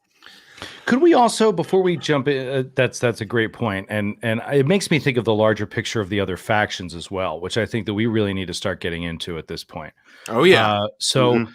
And whatever you decide here is going to have a huge effect on your status with several factions. As a spider, and regardless of our relationship as the Tin Whistles with these factions, could I, around the racetrack, try to pick up on how the primary largest factions of the Bluecoats, the Spirit Wardens, but not so much, the Ministry of Preservation, the ones that are really high tier, can I get a sense of like what their relationships are with Ulf versus the Lost? Like, do they hate Ulf more than the Lost, or do they hate the Lost more than Ulf? Because he's trying to position ourselves to more be an ally of some of the largest clans rather than being an ally of the smallest clans, right? Crews. Yes, I love that. It's gather information. And if you have a connection on your sheet that you'd like to use, you may. But I like that you're going to Char Hollow Downs to do it if you'd like to go there and just keep an eye on everybody that's betting and kind of make some inquiries. Is that what you're saying? Yeah, I think flavor-wise for Archibald, that's what I'd be interested in. I do also have, I mean, from the beginning, I've had Salia, who is an information broker. I mean, that's what she is. Maybe we have to pay for it, but she might be super well connected. She's the person who got us the blueprints for that train on our first score. That's right. Like, she just knows, knows how to get you things, knows people, whatever. So that could be a way, or I like the idea of talking to people at the racetrack. It's up to you, but it will make a difference. So decide which person you would like to, or which tactic you'd like to take, and what action you're going to use for this gather information role. And by the way, with Salia, it probably won't require a gather information role. That's significant, but at the racetrack, it probably will. Oh, that's a big difference. I'll go with Salia then. I'll go to her because I haven't been to her in a long time. And so now, out of captivity, back operating again, he doesn't want to ask too many questions about, these other factions and get too many. He doesn't want to tip anybody off. So he's going to go underground and talk to his information broker. Great. She hangs out at this coffee shop where the coffee is very, very, very terrible. And she has explained to you that it's not technically made out of coffee beans; that it's actually a number of industrial runoffs that come out of the various industrial processes of Duskfall. And then they add a couple additives, and she's always like this when you see her. And she's like. And literally she rolls her calls. She has back-to-back appointments. So like this huge scarred Severosi with a shotgun over his shoulder, like walks past you and leaves her table in this little coffee shop. And she's like, shotgun out. Archie, hi, hello. Salia, it's been too long. Sorry I haven't visited more. It's not personal, business. I don't take anything personal. Information isn't personal. Information flows from one person to another, and it doesn't have an emotional component, does it? Something is either true or not true. And as we have discussed before, Archie, everything that I tell you is true. Right. And that's why I trust you, Salia. So let me get right down to business then. I know you've got another appointment in 4 minutes? Yes. I'll keep it quick. Mm-hmm. We're interested in the Blue Coats, Ministry of Preservation, City Council. What are their thoughts currently on this little rebellion Ulf Ironborn's making down there in Coal Ridge? Also, the Lost. Curious as to which they consider more of a threat, or if they're just fine with one operating. I don't know. What do you think? Well, I can tell you that the Lost recently broke some of their leadership out of Iron Hook prison, but I am not sure if the Bluecoats or any of the Iron Hook administration understand who pulled it off, because they actually were indiscriminate in who got free as long as their leadership got free. So no one's been able to put their thumb on the Lost. In fact, a lot of people don't even know that the Lost exist in terms of the city power structure. Right, but what about Ulf? Are there Ulf has enemies. Right. Ulf has quite a few enemies, and he has quite a few crews paying up to him right now. Ulf is desperately trying to rise in Duskfall. I think well, that would be opinion. I won't say that. There are some who think he has spread himself pretty thin. Yes, that is factual. Ulf is busy in several different districts. He has a lot of vassals, and he is very ambitious, much like another crew that I could mention. Well, once again, that would be opinion, would it not? No, that's fact. Everybody found the members of the Foghounds who decided not to join you. Everybody's heard about that, Archie. Well, that was by design. All right, Salia, once again, as always, you've been the Bill Hooks hate Ulf Ironborn. And most of the people who live in Coleridge. Oh. Well, isn't that good to know? Mm-hmm. Please, let me buy you a cup of coffee before I go. Well, let me offer you a job opportunity. I'm looking for smugglers. We don't do that anymore. And he walks out. Okay. I have been thinking so much about, even before the session, I was like, we're not even smugglers. Well, anyway, she still thinks you are. And she says, the Grinders. Have you ever worked with them? No. They're Scovelanders like you. Right. They're Scovelanders as well.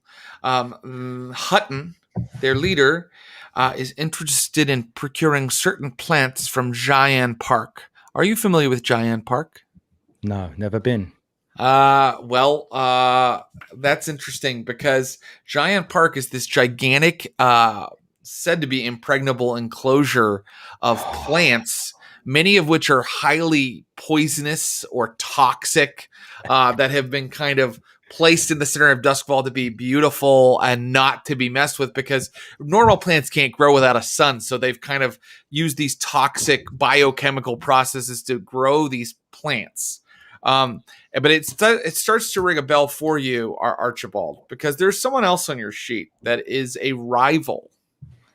And you remember once she explains what Giant Park is to you, that your rival, August, the architect? The master architect designed the impregnable enclosure of Giant Park. She says, and that guy is the worst. Okay. If someone was able to get in and procure certain plants and keep the flow going, there would be a lot of coin in it for them. Right. And if, say, I knew some folks that were interested in looking into this, do I talk to you? Yes, you'll be working it through me. Right. And I will take a cut, Archie.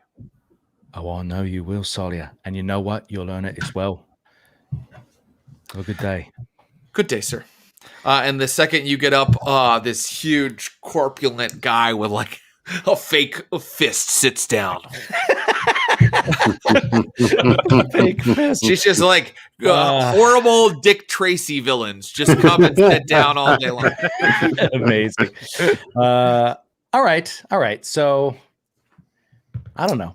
I think that there's something to be said for like Ulf has all these enemies. Why ally with this dude? Yeah, just especially now that I've heard that, then and that his own neighborhood hates him. Then it's like, oh, he ain't friends with his own people. Sold him up the fucking river, he has. Getting beat right outside of his front door, and he does nothing about it. He's looking into it. No, it doesn't need research. It needs weapons, fighting. And so, I think that as a Skovlani himself, Archibald is a little turned off by this, and he thinks Ulf's movement is a lot of bullshit. It's a way to make him richer, doing the only shit he knows how to do, which is, gamble, knife fight. You know what I mean? Like and he's using this Skovlani, righteous bullshit as a way to like get people together, even if it might be a little born in truth. As a Skovlani, he doesn't feel like he's betraying his own people to betray Ulf. That's all I'm saying. He feels that like the only way his people are ever going to be taken seriously here is if somebody, Skovlani, works their way up into the power structure of the aristocracy of this city and starts changing the laws of the city and controlling the blue coats and the constables and gets people in the city council. Like that's how real change. Thinking as a spider, I think that's how he would think things get done. It makes sense. And I will just say, you guys can continue to think about if you're going to inform on Ulf to the Lost or make a different decision. But I do think, Lyle, do you have another downtime activity floating out there? I do. And I'm going to use it to train. Very good. I just want to get a little XP boost. So I will say this, Lyle, your crew has training in prowess. That is what but you can train in any attribute, in any skill that you want.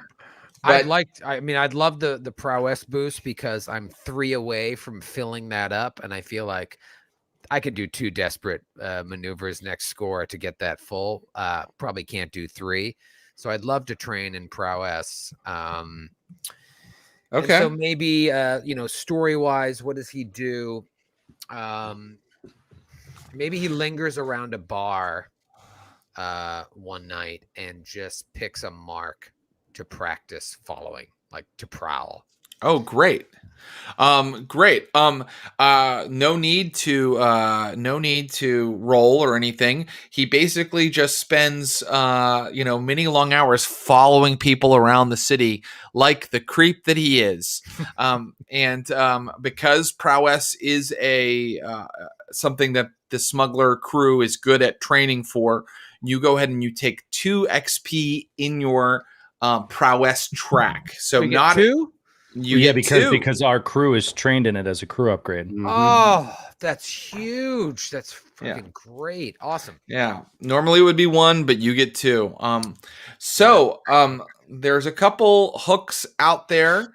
There's also opportunity for more. Yeah, go ahead. I'm sorry. Yeah, Archie's going to do the same thing because the same exact thing, except not prowl. But basically, he's going to train in prowess and spend a coin to do it. Mm-hmm. And that is going to give him 2 XP, which is actually going to level him up in prowess. Oh Ooh. shit! That's amazing. Yeah, it is the one that I put everything in because it was his weakest one, and so I'll get a first pip in. Well, I have one in finesse, but I think he's going to work with Marco to get 1 point in skirmish, because after the fight with Bear, when he just got his ass handed to him immediately, he's like, "I need to learn how to fight. I know I'm small, but teach me how to use it from, as a weapon." And he'll go to Marco with all his training in the fighting pits and all that shit to like start training on how to fight. Great. The skill set and ability, the way Level Up works, it is so effing brilliant, because you can min-max if you want, but you are a gambler and your character will not survive long, which is great. That's like fast and loose character, but you really want to spread it out so that you can get, enough points. Like if I had 2 points in prowess, insight, and resolve, I wouldn't have just rolled 1 die on my vice. I would have had 2, because it's so brilliant every time I see it. Yeah.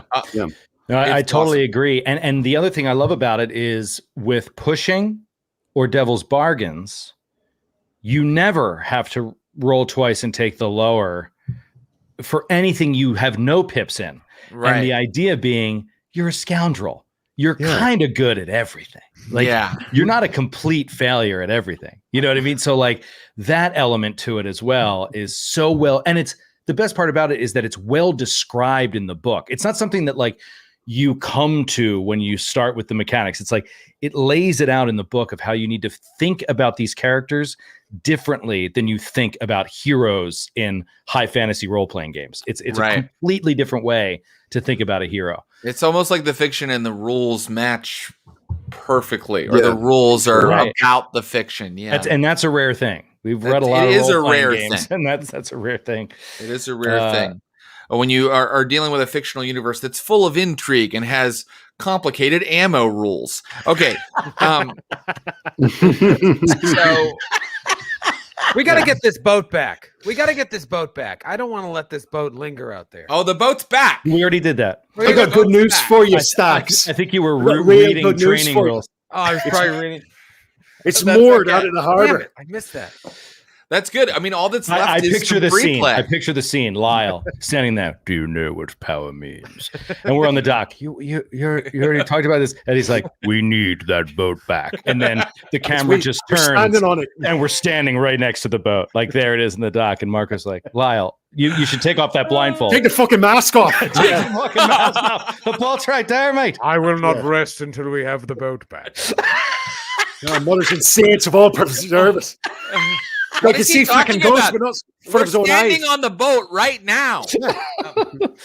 Oh, amazing. And also just cut to a small room where I'm just like, when I come at you, just tuck yourself into a ball and I'll roll right over you.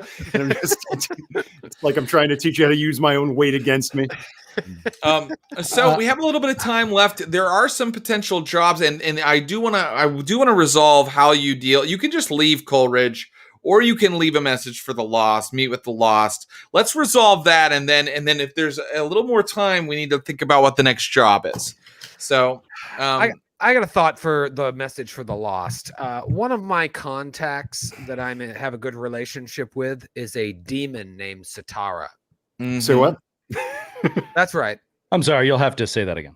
It's a demon who goes by Satara to his friends. Cool. Yes. So I think I will I'll lift the veil here. One of my powers, my special ability is ritual.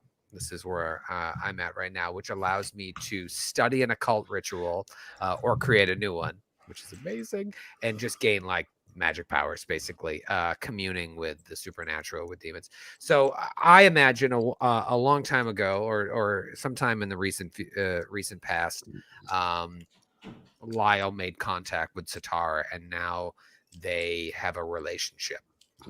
What that relationship is will be revealed slowly over time. But I think he is able to commune with Satara and ask him to go leave a message for the Lost. Okay. Let's just describe your ritual briefly to me, and I'll tell you how Satara responds. All right. So he's he's sitting in the upstairs of the Arms of Marchesa. There's hammering going on downstairs, and he's trying to block out the sound of the lobby. Just power drills. Sure. Keep it down. And he has a book open on the floor, and he just starts like saying things in some unknown language, and the demon Satara manifests in some way, like not his whole body, but there's like a I can tell you how it manifests. Yeah. You suddenly hear the hammers farther and farther away, and it feels like you are in kind of an inky water, and something large is sort of moving through the water like a shark around you, kind of circling your head.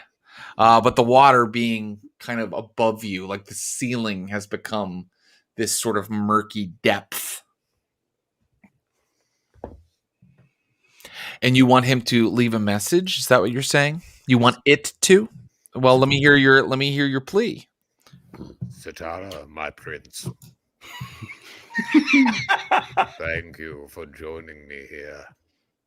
I apologize for the disturbing noise downstairs. But someday this will be a sanctuary to you and your people. In the meantime, I have a humble request for you. There are a group of young men and women near a train car in Coleridge. They are known as the Lost. These people may be allies of ours, but they also want what we have. Would you let them know that we are not to be trifled with?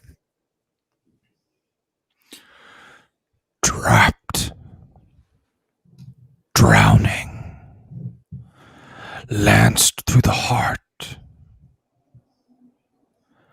My follower has failed me.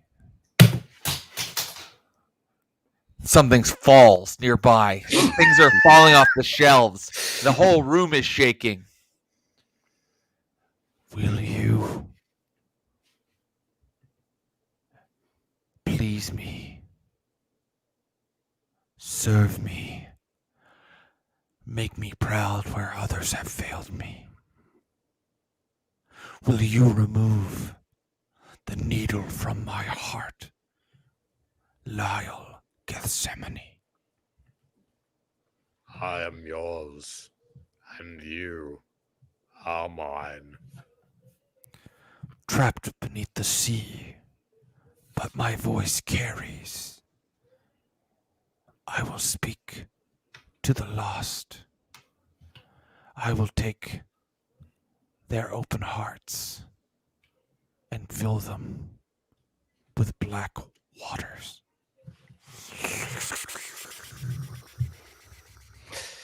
And it's gone. In the 80s, this is what everyone assumed this game was. I thought the same thing when you started the ritual. I was like, oh man. I hope my mom doesn't overhear this. Tipper Gore is going to be pissed. Troy's entire game has been playing gematria on a naked woman's body in an eyes wide shut party. With a guy with a duck mask. Then summoning a demon. Okay. All right. I got it. Can I just real quick, as Archibald spidering it up, I got it. Why make any enemies at all? We can do every single thing we want to do, I feel like, in this situation, in one score. And it may be a score, Jared, you tell us. Okay. Here's what I'm thinking. A score approached either social or ghostly, whatever that's called, attuned, whatever. Occult. Supernatural. Occult, or now the start of it, I think the seed is planted on the occult end, right? I think we go social end, try to reduce the amount of harm. And here's the score. The score is we convince the lost to leave Coleridge with us and start over, like start in a new area, get set up the way we are somewhere else.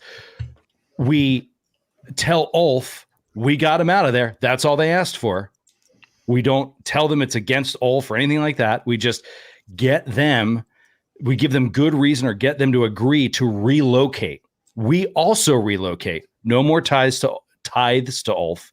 We get them out of Coleridge, the loss. So we succeed in Ulf's bargain and get coin from that as that part of the score.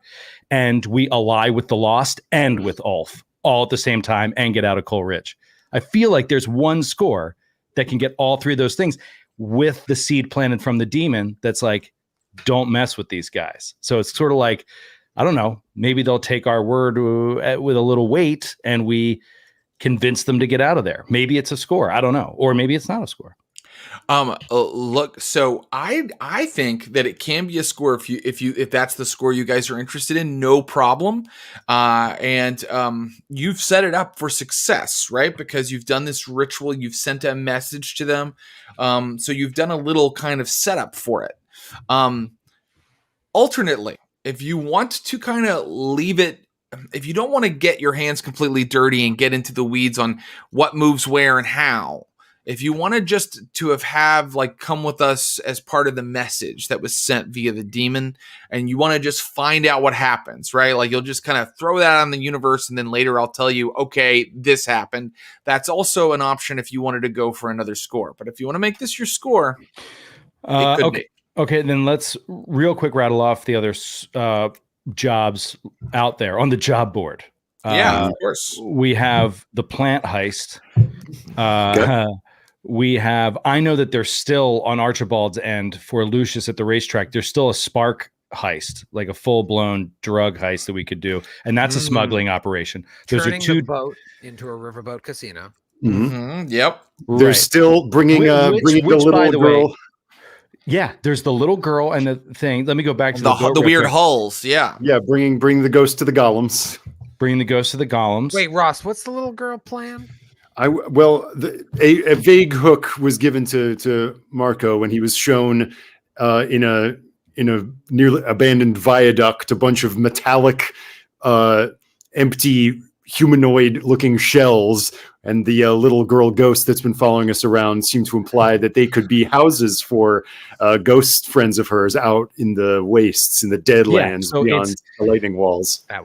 And all of these are smuggling operations, you know what I mean? Which is really at our core. The thing is, turning the boat into the gambling den, I feel like that's the time when we decide to truly move on from smuggling to being hawkers and, changing our whole MO. You know what's so funny is I could see Archibald, I'm not telling you business, but like retiring your character to just run the casino. Yeah. You know what I mean? Like when we get to that point.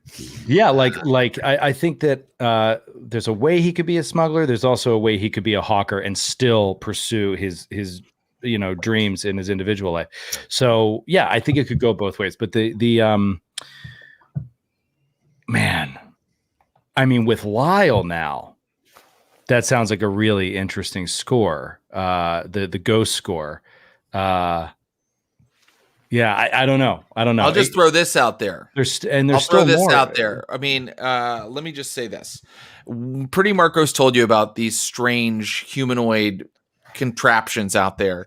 And you realize based on their description that if you did not want to take them out into the Deathlands for that little girl, you could probably sell them to a number of people for a great amount of coin. And that would count as a smuggling operation. So not only do you have this opportunity, but you could decide to give them to your little ghost girl ally, or you could decide to do something else with them. So that's just another angle of that score. But just so I'm clear, that other angle is going fully against the wishes of the ghost girl, right? So that's we'd be right. Like turning her into an enemy. It probably would be, yes. Yeah. Think of it this way. There is power in allying with Ulf. There is power in allying with the lost. There is no greater power than allying with the spirit world. Yeah, except, mate, while they may be dominant in your day-to-day, it's the spirit wardens that rule here. So we ally with the ghosts. Next thing you know, we'll have one of the most powerful groups in the entire city come down on us. because the spirit wardens are going to want nothing to do with that. So it is a consideration. Like, that's right. But like, anything we do pisses somebody else off, which is great. Right. Which is great. Mm-hmm. But we want to cannot do anything until we retrieve that boat. You're standing on the bloody boat. You're in the fucking hell, man. Can't hear you over that salt sea air. Well, we are just about out of time, so I'm going to ask our crew, what's your decision? Okay, can we just look at the crew sheet and make the decision based on like a claim? Can we see if there's a claim that we can turn any of these into so that we actually move forward in the claim business? Yeah, that makes a lot of sense. Let's bring that up, but I've already taken a look, and I can tell you that possibly the job, the kind of thing that you described with the Lost and Ulf could possibly give you turf. And it would probably involve taking it either from, it doesn't sound like you're taking it from the Lost. It would involve it probably taking it from Ulf, right? I think that's possible. That could be a part of it. Mm-hmm.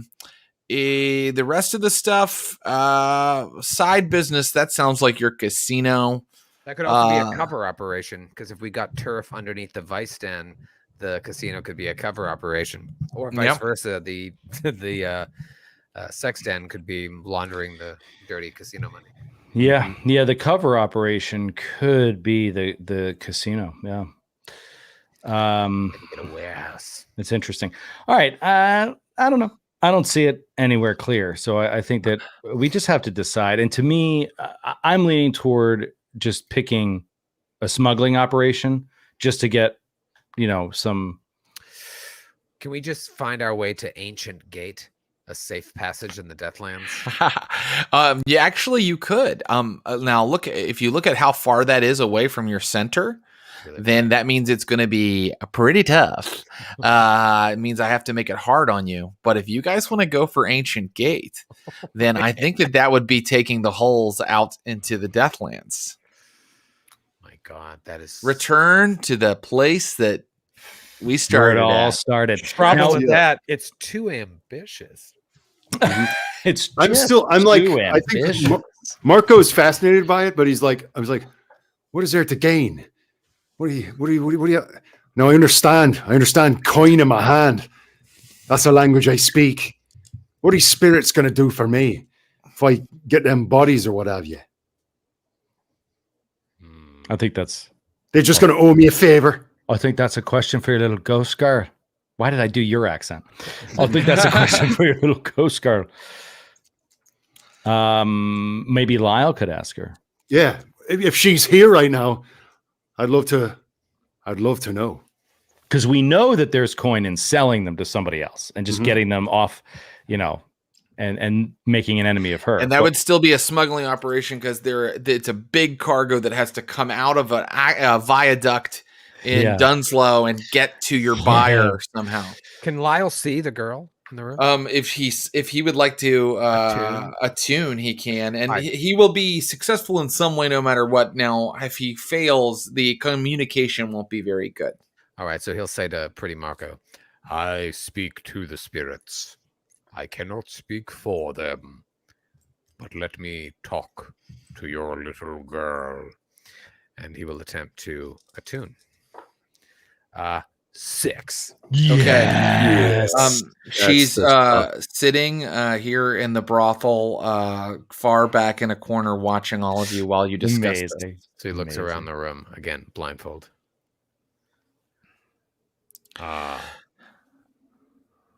Hello, young lady. Forgive me, gentle sir. Have your friends heard my plea? They have indeed, but they have questions and, moreover, fears. Well, I will answer what I can and allay what fears I can. The world is fuzzy around the edges for me, and my memory is long and sometimes fails me. Yes, that is understandable. That is something we have in common.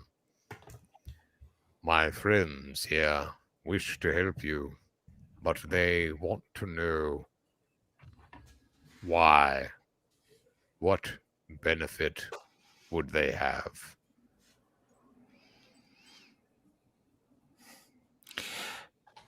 There are many old things out in the Deathlands. Ghosts and spirits, yes. Many souls walking the earth endlessly. But there are also weapons, gold, artifacts. When your friends came through my village, they didn't explore thoroughly. We could show them where such things are hidden. Surely it would be worth something to them. Yes. Mm-hmm. Do you have friends there? My family. Very well. I shall relay your message. Thank you, gentle sir. I go by the name Brynda. Brynda. Say it, and I'll be at your elbow. He thinks about when he grabbed the jewel right on the inside of the woman's elbow. Follow the white rabbit. Follow the white rabbit. It's right behind you. Ride the snake. I love this game. He turns to Pretty Marco and the jockey and says, Brynda has told me the why. Power. And I will end. It sounds like you've chosen. Well, that's all I needed to hear. I will end with a scene that does not involve the tin whistles.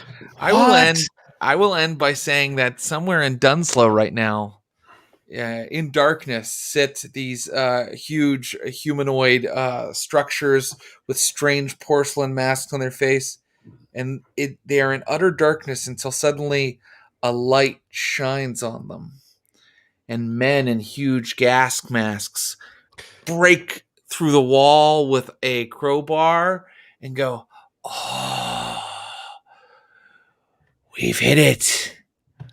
The mother lode." And that is where we will end for tonight. Come on. Oh, come on. I want to start right now.